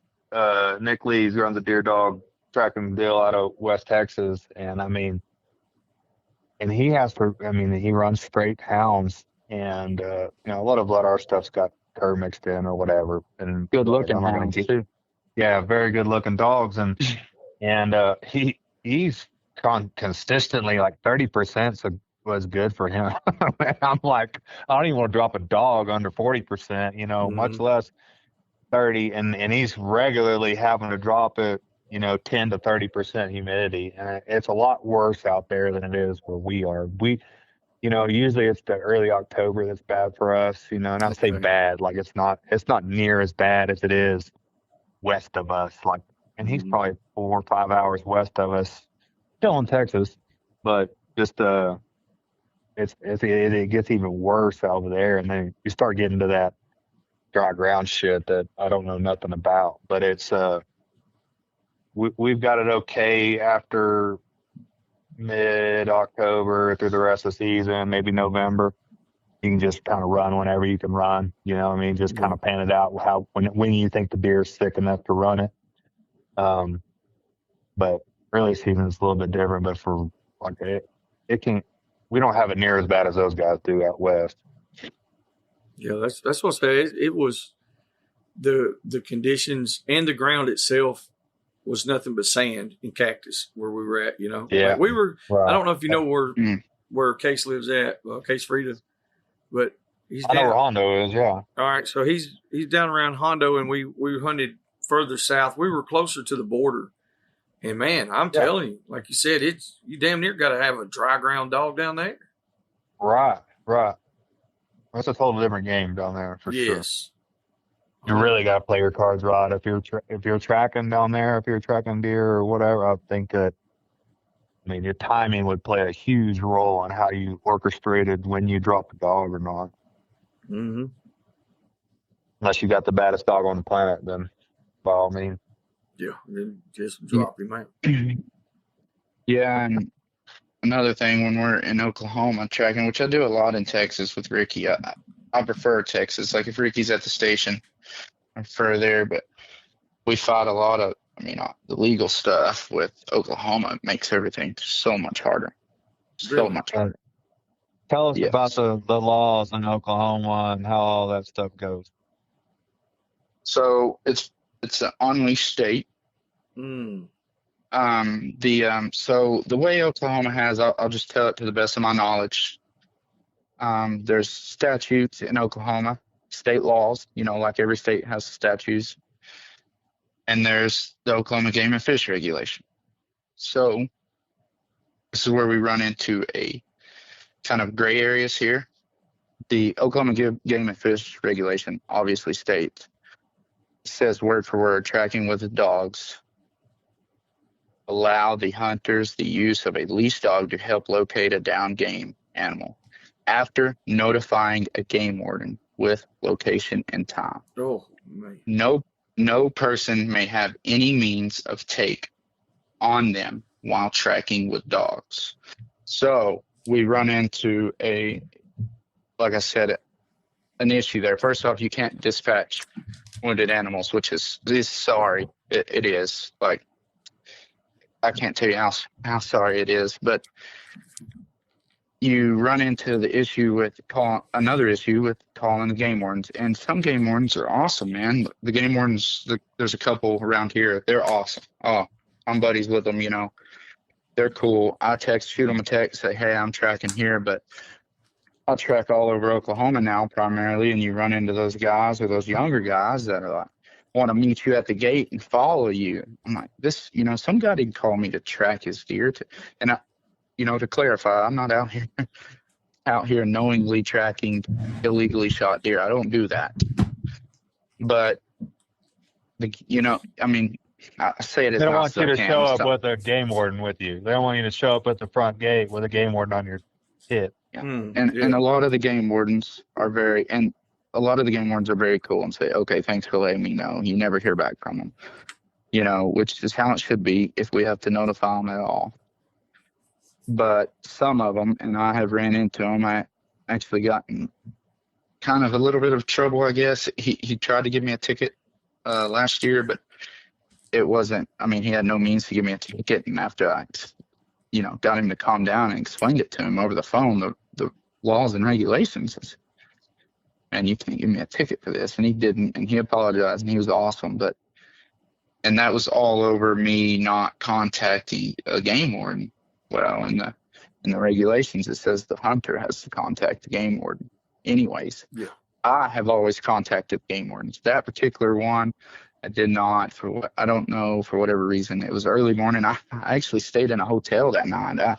I'll get strung out on tracks and be late at night, and I'll go get me a $60 hotel if I have a track closed the next morning, And that was one of those cases. But The other issue is no means of take on you. So not only can you not legally dispatch a wounded deer, the regulations say that the hunter or the handler, can have a means of take on him. So say a guy blows the guts out of a deer with a bow. We walk up on that deer, tracking it, and that deer is laying there laboring. We've all seen it. It's not in good shape. Obviously going to die. Coyotes are going to eat him. The hunter can even legally get his bow and finish that animal off with me present. What?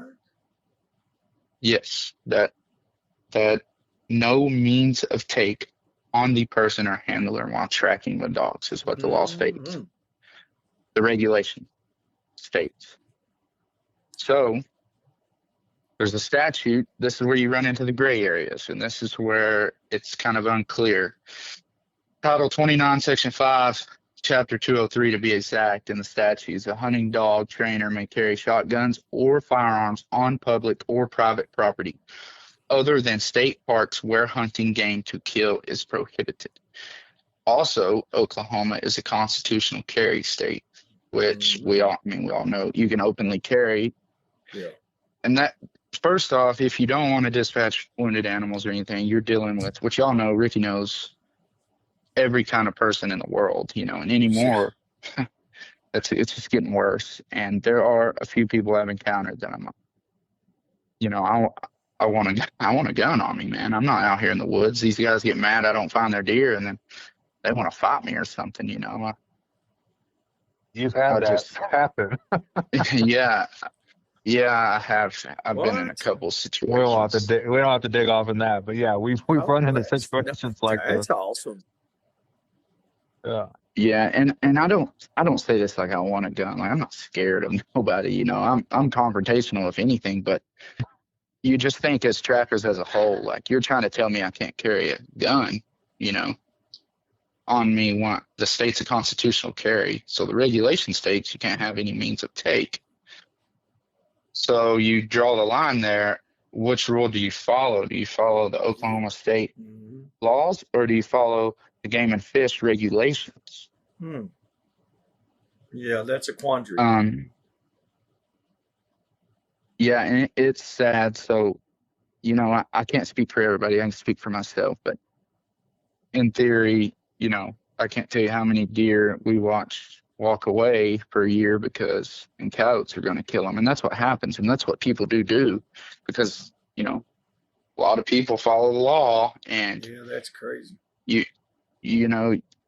I can't tell you how many videos and pictures I've seen of trackers in Oklahoma, just no fault of their own. They're following the law, watching a deer stand there with his guts hanging out. I can't do anything about it. And to me, I guess it comes down to the game wardens or the Game and Fish. Don't single out the game wardens. The Game and Fish think that you don't want us out there catching live deer with dogs. Well, anybody with any common sense knows that's not. I guess I've heard of people doing it. I don't know, but in my mind, it's normally not possible. A healthy deer, you're not going to catch it. Oh, Uncle Pat can catch them live, unwounded, no matter what, right? Yeah, he'll run them down. Who is that? I think I've heard that. I've heard that. Listen, him and Carter tied one. They tied a fucking 8 or a 10 point. I'm dead serious.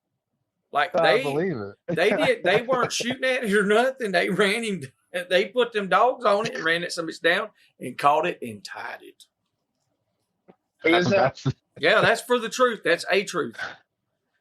That's a truth. That's we a don't truth. know where it was or how it happened, but I seen the video though. I was like, "Is that a buck deer?" He said, "Yep," and he's hobbled. I said, "Holy." Does he have a gut hanging out? Or No, this was a perfectly healthy. It was a perfectly healthy one. I think they probably ran him a long ways.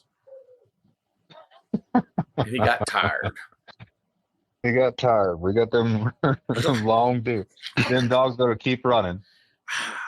I don't know. I like seriously. I guess you could. We've never done. We've had It's them run. few and far between. Yeah, for sure. Most of the time it involves some buckshot or something. or a pond or something. I think there was a I've been pond. I think there involved. was a pond involved. I Yeah, have to dig yeah. it out. Well, I don't know. yeah. I'll ask Uncle Pat. I'd like to hear the story. I have would run. The only time I've ever like got a deer to stop that wasn't the deer we was after, they was in a pond, Yeah. and it was an accidental deal, and we didn't like. It wasn't like we didn't shoot the deer, and it was like, hey, that's a doe in a pond. We're tracking a buck, but the dog had him had her bait up in the pond. You know what I mean?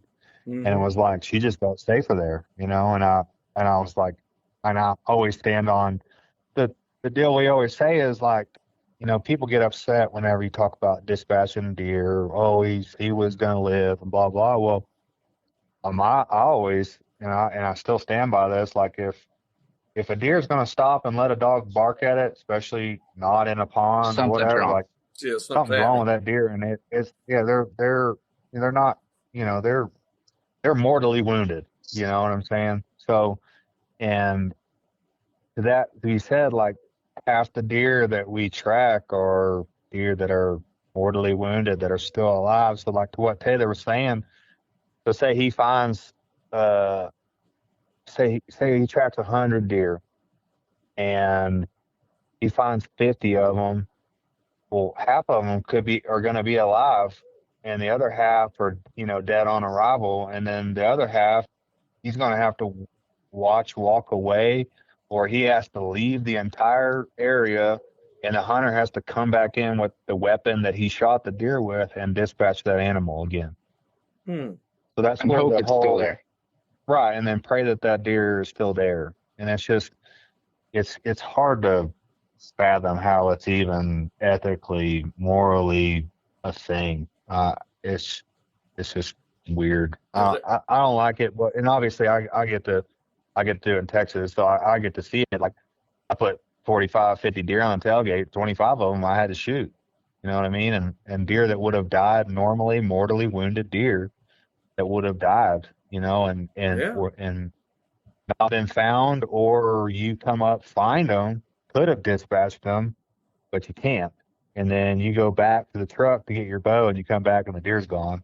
Just happens all the time, I'm sure. So, Hmm.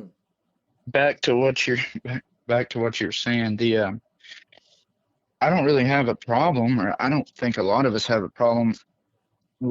We understand that running dogs off lead is it's it's going to be a lot harder, and it's further fetched because you're fighting all the deer hunters. Even though I think I can run a hog, one cannot run a wounded deer. I think it's crazy, but I'm trying to be open minded and think of everybody the way everybody thinks in Oklahoma. I'm talking deer hunters that don't hunt dogs. So I'm putting that Ignorant. aside. Yeah, I'm putting that aside, even though it's ignorant. That's my opinion. But what is not ethically correct or morally wrong is telling me I cannot dispatch a wounded deer. That is not right. It's just not. And a lot of times the cows eat that, or the meat's wasted, Mm-hmm. you know. And it's like we're all about saving and wasting, or not wasting, Yeah. what's ethically and morally right. And here we are saying that someone can't dispatch a wounded deer, and furthermore is, which I wouldn't let it happen. But furthermore, you're saying that the hunter can't even dispatch his own deer while I'm there, which is BS. Yeah. If it's That's. with a legal means of take, Mm, which, and I don't push that hard because I don't want someone walking by me. There's a deer tracker up north that got shot in the leg by a crossbow a few years ago.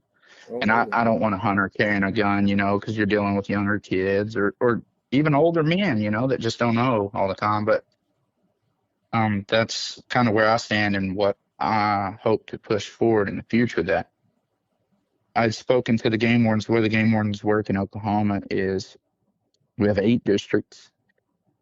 Among those 8 districts, there's 8 captains, so a captain for each district, and then you have your chief and your assistant chief that I assume sit in office, or they're the top dogs. But I spoke to the captain of not my district, another district. I won't name what district it was, but I spoke to him 2 years ago about, hey, I started calling around and getting opinions. What's your opinion on dispatching wounded animals, like as far as tracking them? And I didn't even bring up the running them with dogs because that's a sore subject in Oklahoma. But I said, what's your opinion? His word for word out of his mouth towards me was, who's going to regulate who shoots the animals? I said, well, if that's what you want to say, we can start off by trying to push a law that only a licensed tracker can dispatch a wounded deer. And then your numbers are down from a lot of humans, or a lot of Oklahoma humans running around shooting their own deer. Mm-hmm. Now you narrowed it down to trackers. So now you have a concentrated trackers. Well, his next question to me was, who's going to regulate those trackers? Which in Oklahoma, we have a organization called the Oklahoma Blood Trackers Association. This is the group of trackers I'm referring to. Yeah. And they do a good job of what they do. They're for it and everything, but we're kind of fighting a dead end wall. Well, he said, who's going to regulate that group of trackers? Pretty much the OBTA. And I said, well, Oklahoma Game and Fish. Word for word out of his mouth. He said, we have enough to worry about now. Why would we want another problem to have to worry about? And I, instead of, telling him how I thought, or, man, that's your job, I just kind of said bye and went on about my way. And I've talked to multiple other people that, as far as game and fish goes, that have the same mindset. Most hunters, I talk to hunters in Oklahoma, and most hunters are like, they don't even know you can't dispatch their deer. And they're like, well, that's crazy. Mm-hmm. So I can't kill my own deer, and after you've already wounded it. Yeah, after it's already wounded, yeah. Now, for clarification for our listeners out there, they could take that deer, they could go ahead and finish it off if you weren't there.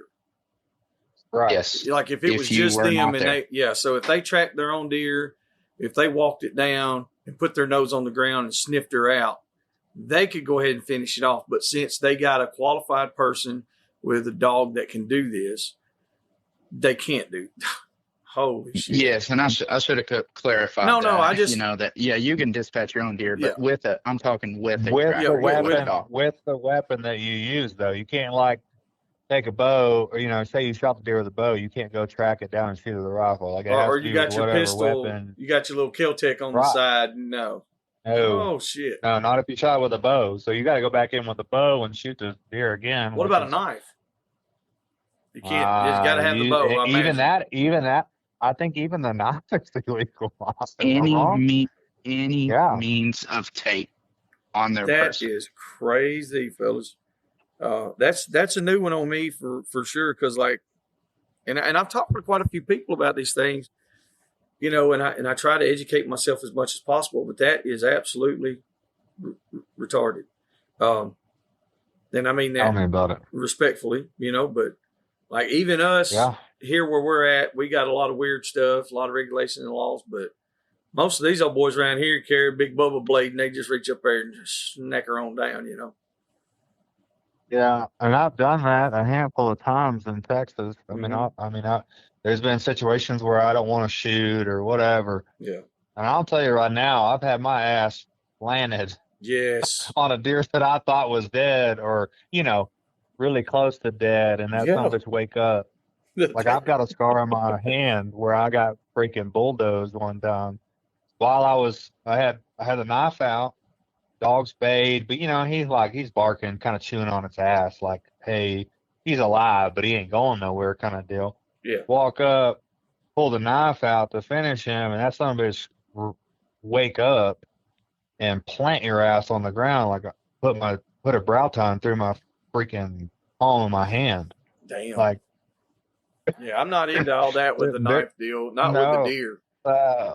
No, they can look real sick and look real dead until they're not. Yeah, that my father-in-law told me a story about him and his brother and his dad, and they had shot a really nice buck, and his dad, they came down there and they found the deer, and he was fixing to go ahead and go ahead and gut the deer and all that. And said he rolled it over and it moved his leg a little bit. And he was like, okay, so he's just going to go ahead and cut it. You know what I mean? And he said as soon as he stuck it, that son of a bitch kicked and it hit his elbow. And it took that buck knife and went right into his chest, right up under his rib cage.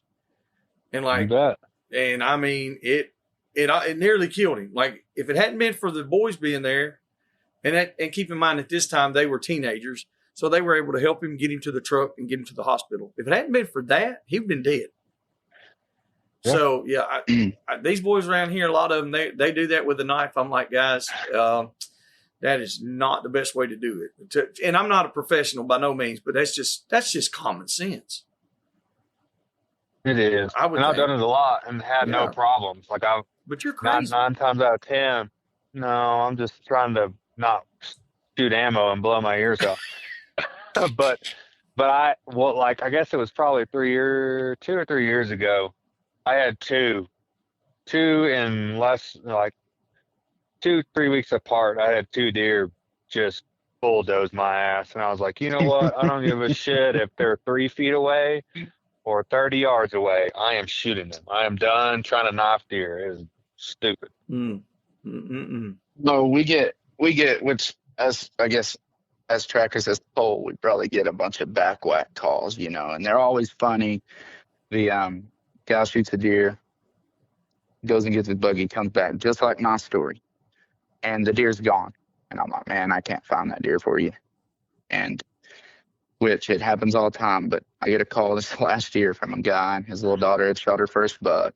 He said, I got a picture of it. I'll send it to you. And he was explaining to me what happened. He sent the picture to me, and it was them posed with a deer on the ground, a dead deer. Like he posed it up, took a picture, What? And this was a little girl. I called him. I said, what's going on, man? I'm confused. He said, listen, I'm going to tell you from the start. And he sounded like an honest guy. Like he did. He sounded like one of those guys that knows what he's talking about. So there I was. Yeah. He said, God as my witness, my 12-year-old daughter shot this deer and dropped it. We walked over there to get the buggy. We drive down to the deer, which is 80 yards out in front of their blind. His wife and his other son was there too, and they were happy. They posed the deer up on it, kind of on how people do on their forearms, lay them down on their belly, and they took pictures with the deer, rolled the deer over, and let me back up.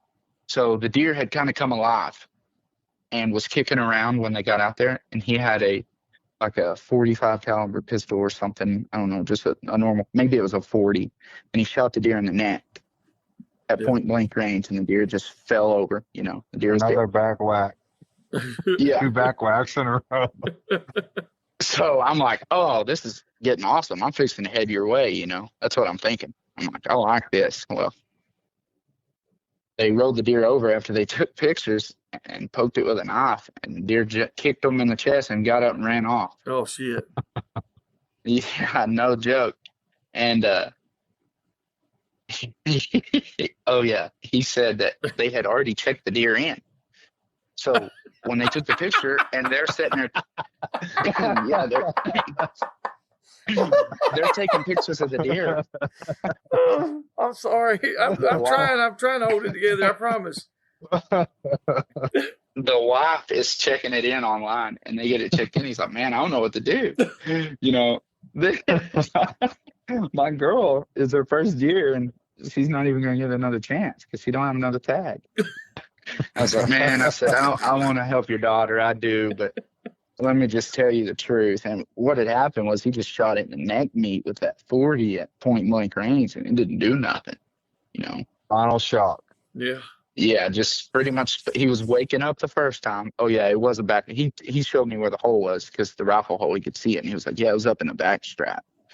And then so the deer was kind of waking up, and they got there in time, and he shot it again.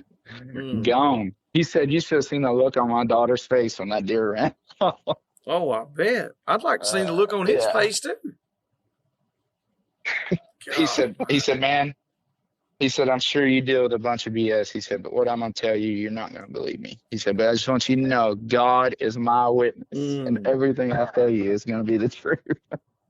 So did you track the deer or what? No, I didn't. I told him, I said, man, it was a pretty good ways off. And I think I offered, because I always offer for the kids. So I try to be as nice as I can. I said, I'll come, but here's the thing. I'm not doing it for free, for one. I mean, because it's like 2.5 hours, you know. I'm like, I can send you someone, but he's like, I can come. And he was an honest guy, and I was just honest with him. He was like, thanks for letting me know, man. He was like, I'd rather you be honest with me than come up here and take my money kind of deal. So,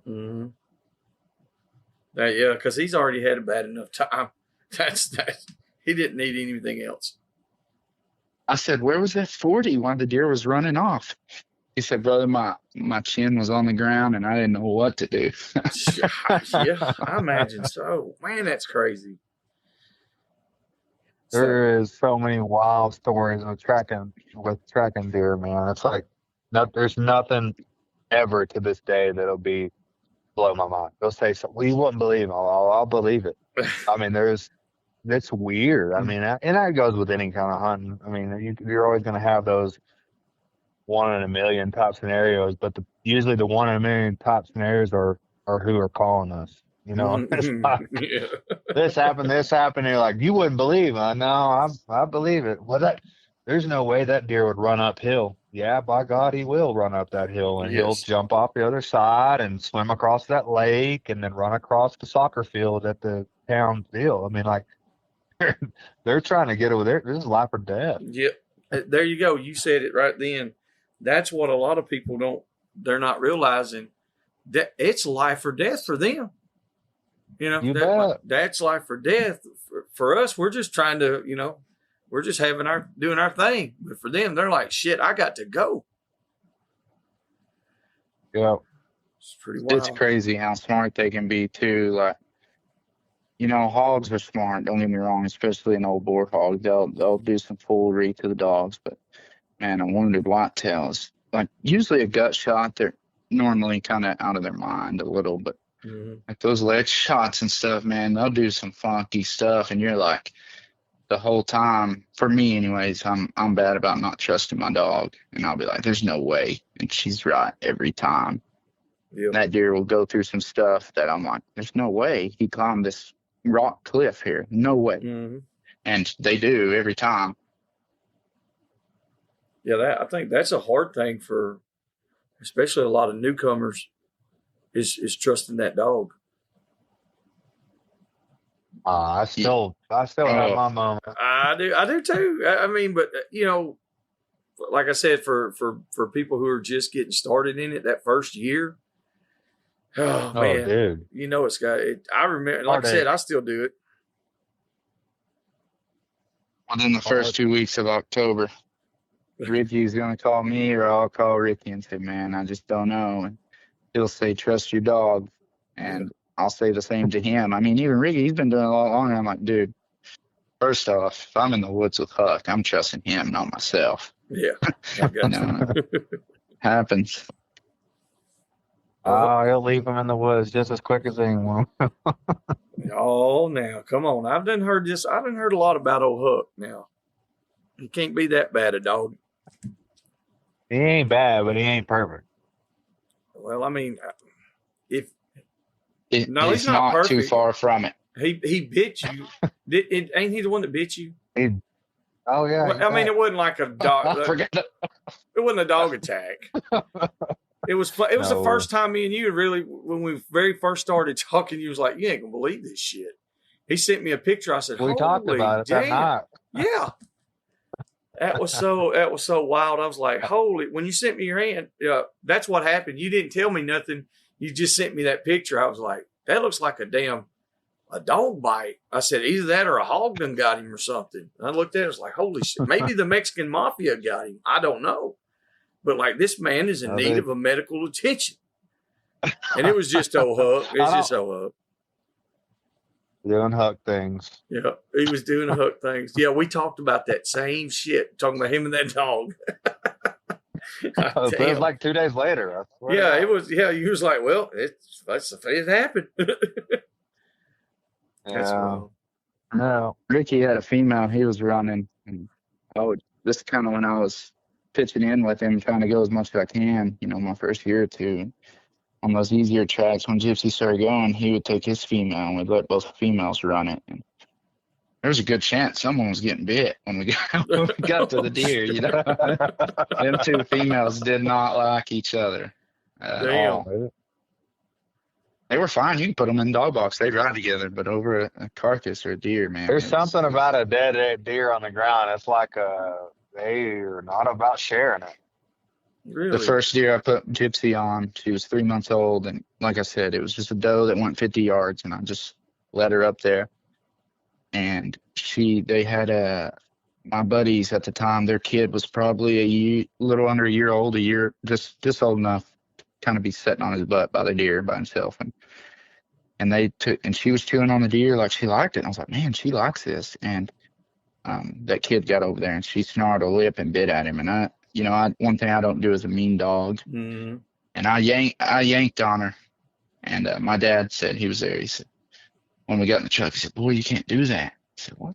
What are you talking about? She's trying to bite a kid. What do you mean you can't do that? Mm-hmm. He's like, not right now. She's too young, And now she won't touch it. Man, she's a big old baby. She wouldn't touch anybody. If anything, she'd protect the kid. But, Dad she won't knew bite what was nobody at a up. carcass. But yeah. He told me. He said, no, you can't do that. And I said, what the hell are you talking about? I can't whoop that dog, And now looking back, I'm glad I didn't, because it's like that drive. It's something about a dead animal or a dead deer, I guess, that I don't know if it's that pheromone or that gland. It almost makes them mean. Yeah. And a trained dog's not going to be mean to, a dog with any sense not going to be human mean. No. Especially an older dog, but they're mean to other dogs for sure over it. Mm-hmm. It's got to be something like that because, you think about the hogs.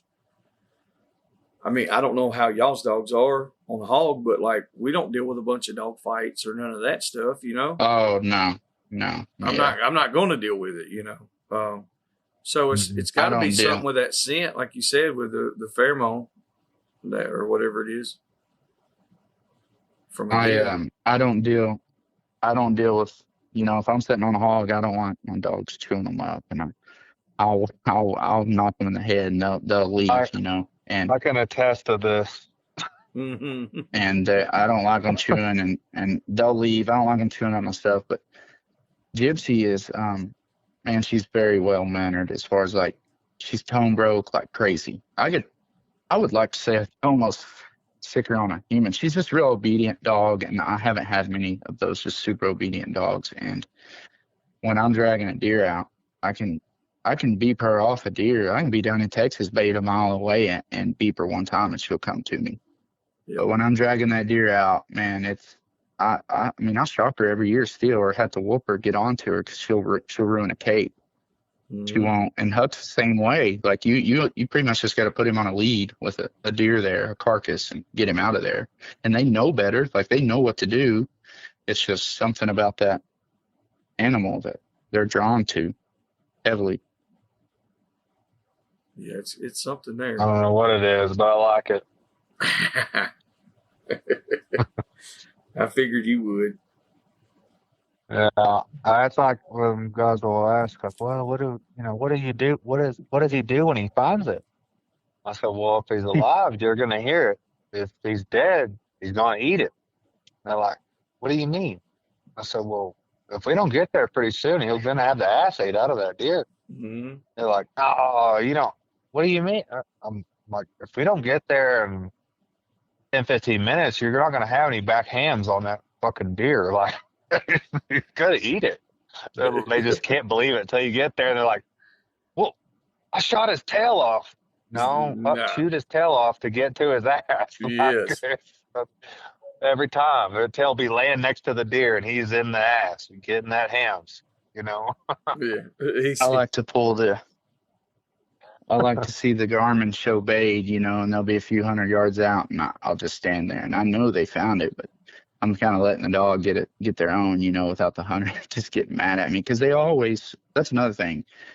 Mine and every tracking dog I've been with chews out the tail head for some reason. I don't know. Don't It's ask the me easiest why. access point.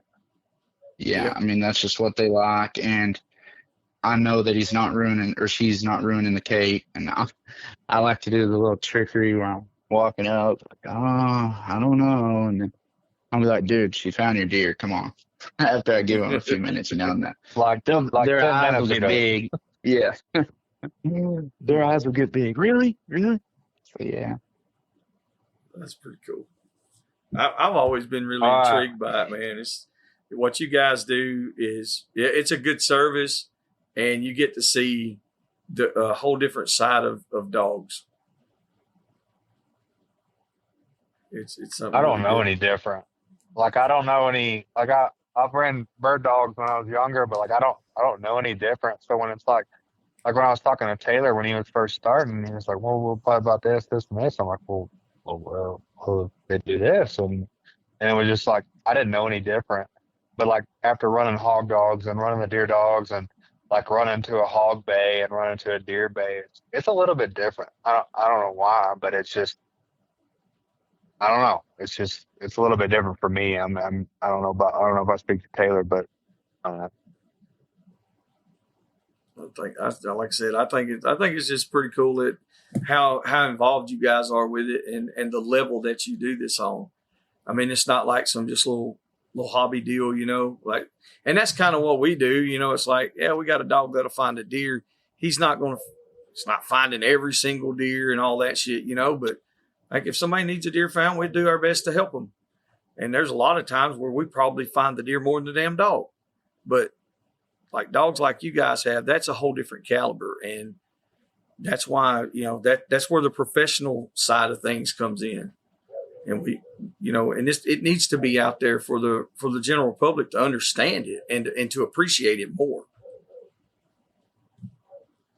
Yeah, and yeah, I speak for myself and probably a little bit of Ricky here. It helps have a good wife at home during tracking you season. ain't lying.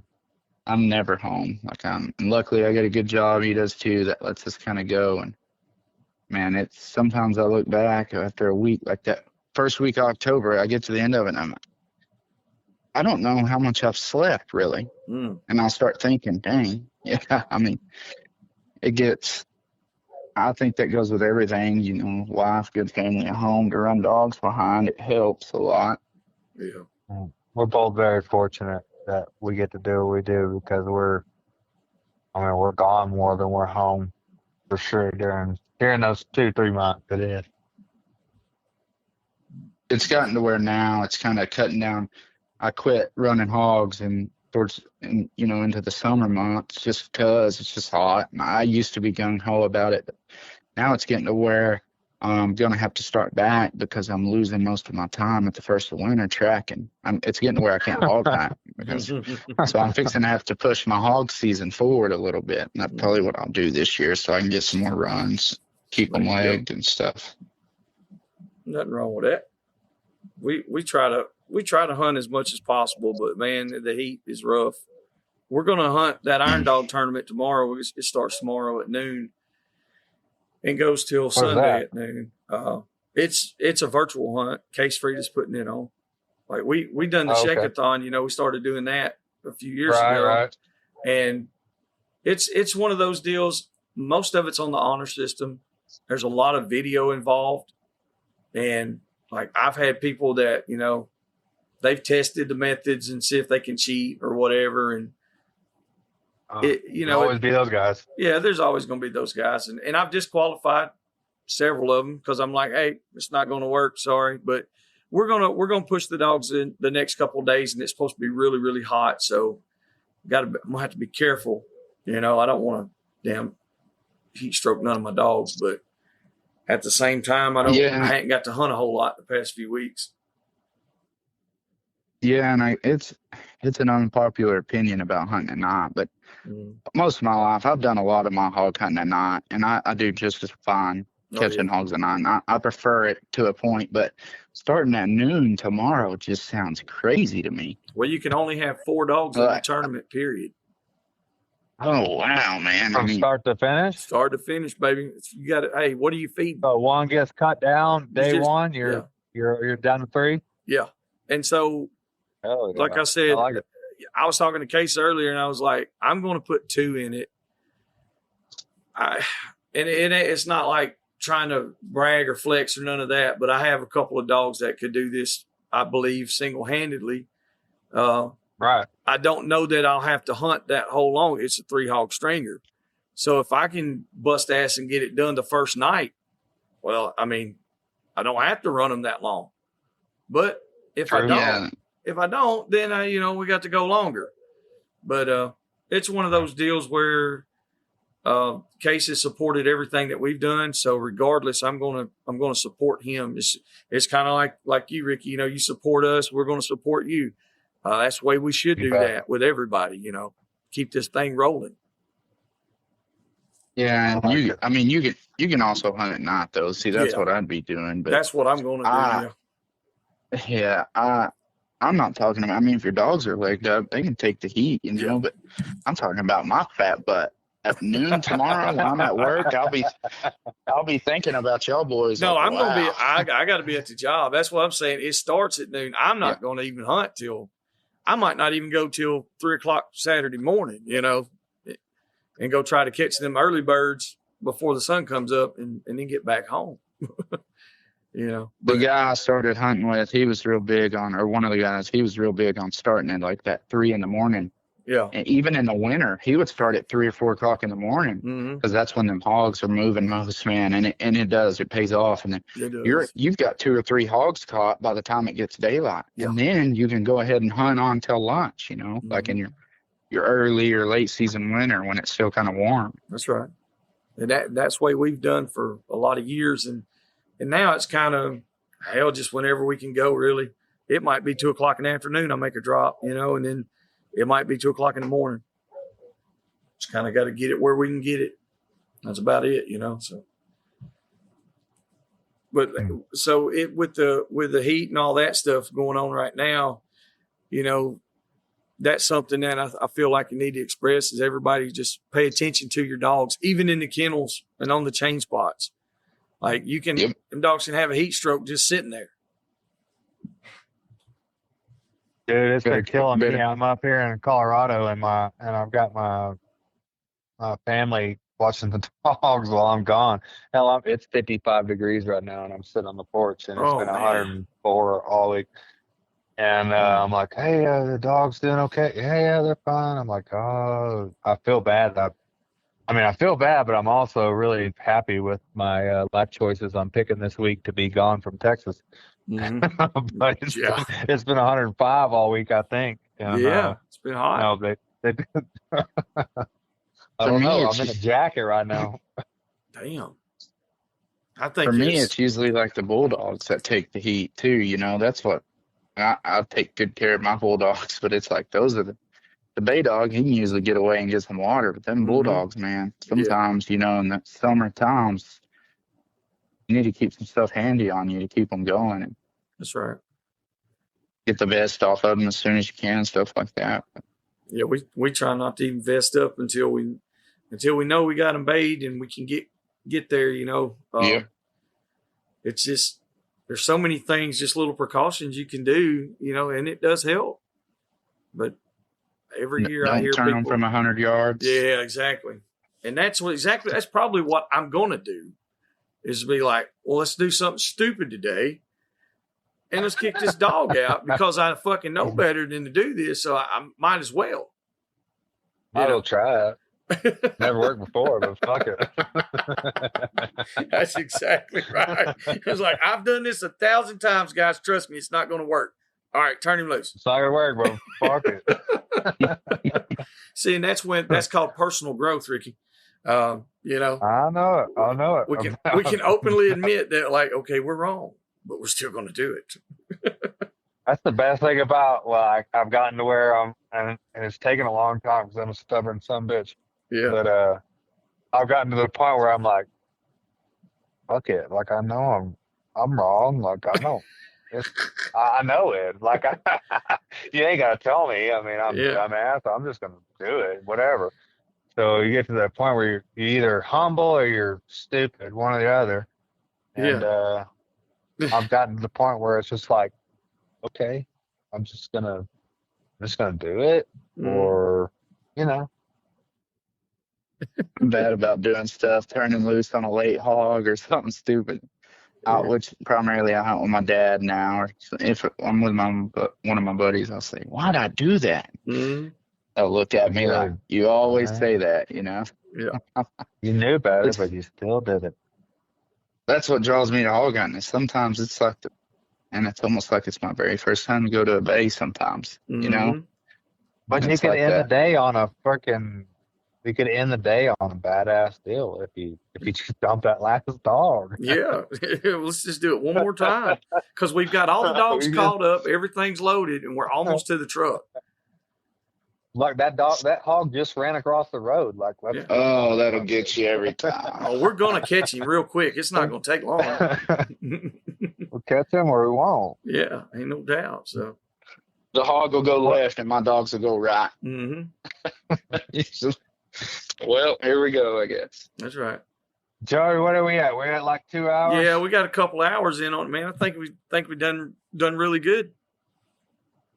It's Taylor, you just- got a good story to finish this off on? I don't give a shit if it's 10 dogs, hog dogs, deer dogs. What you got? Yeah, I got one about my little buddy named Ricky. Let's hear it. That sounds stupid, but let's hear it. The river deer.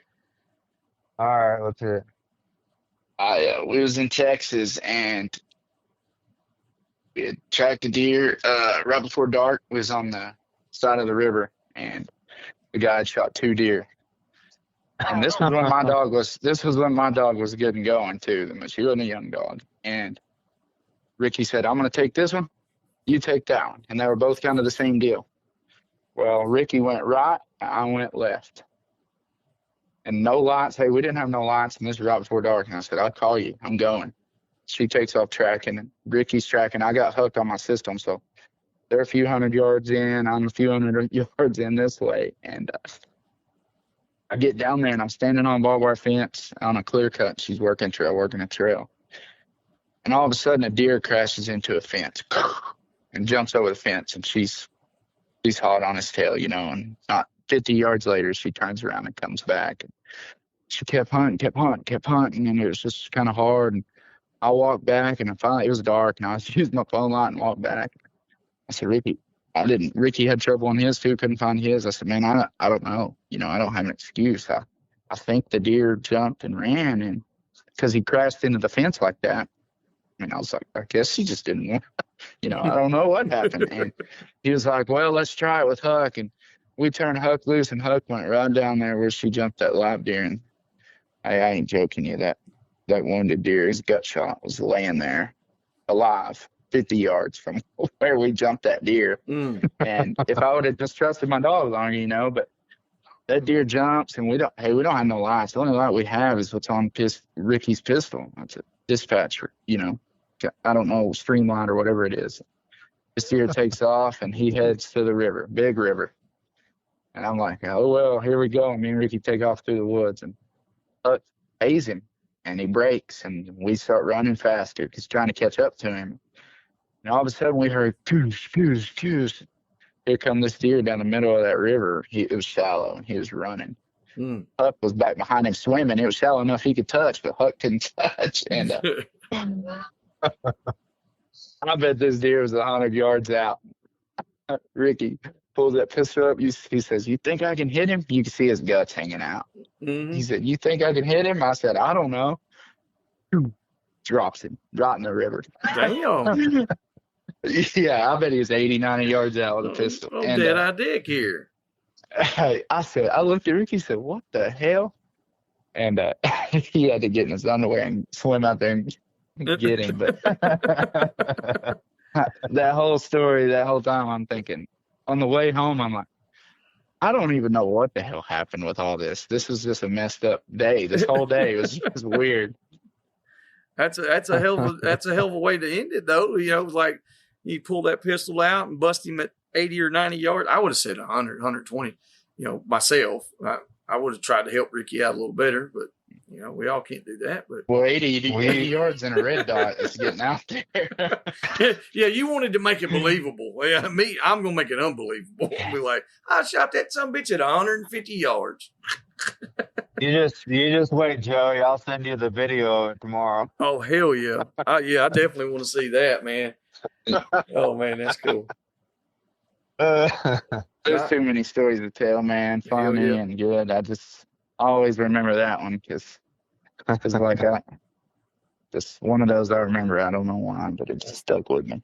Hell yeah, Just get lucky every once in a while. Yeah. Well, Ricky, sign us off, brother, and tell the world out there what to do. Tell them where to look and what to do. Well, y'all come check us out. Y'all look at Taylor. He's over in Medill, Oklahoma. He runs a track and dog out of there. And y'all can find him on Instagram, Facebook. Taylor, what do you got? What is it? Taylor Bell? What is it? What's your Instagram? Tri-City Wounded Deer Recovery. Y'all check him out. He's the best guy in southern Oklahoma. And I'm not saying that just because he's on here. He is. And North Texas. You stay your ass out of North Texas. We appreciate y'all listening. Yes, sir. Hey, we appreciate y'all. Thank y'all. Y'all fellas be good. We'll see y'all. All right, y'all be good. All right, bye. All right. Well, there's one for the Lite Hounds, baby. That's Don't Run. That's this segment. That's going to be a frequent thing, and I'm going to try my best to stay out of it as much as I can. Honestly, I think Mr. Ricky's got it going on. He don't even need me on here. He's got it. So, hey, y'all make sure to go give him some love. Make sure you check all of their social media out. And let's just keep this thing rolling. We appreciate everything that y'all have done for us. We appreciate y'all tuning in, listening. And until the next time, we will see y'all. Hope you enjoyed that episode. If there's anything or anyone you'd like to hear on the podcast, or if you'd like to come hunt with us, don't hesitate to contact us at dixiedoggers01@gmail.com.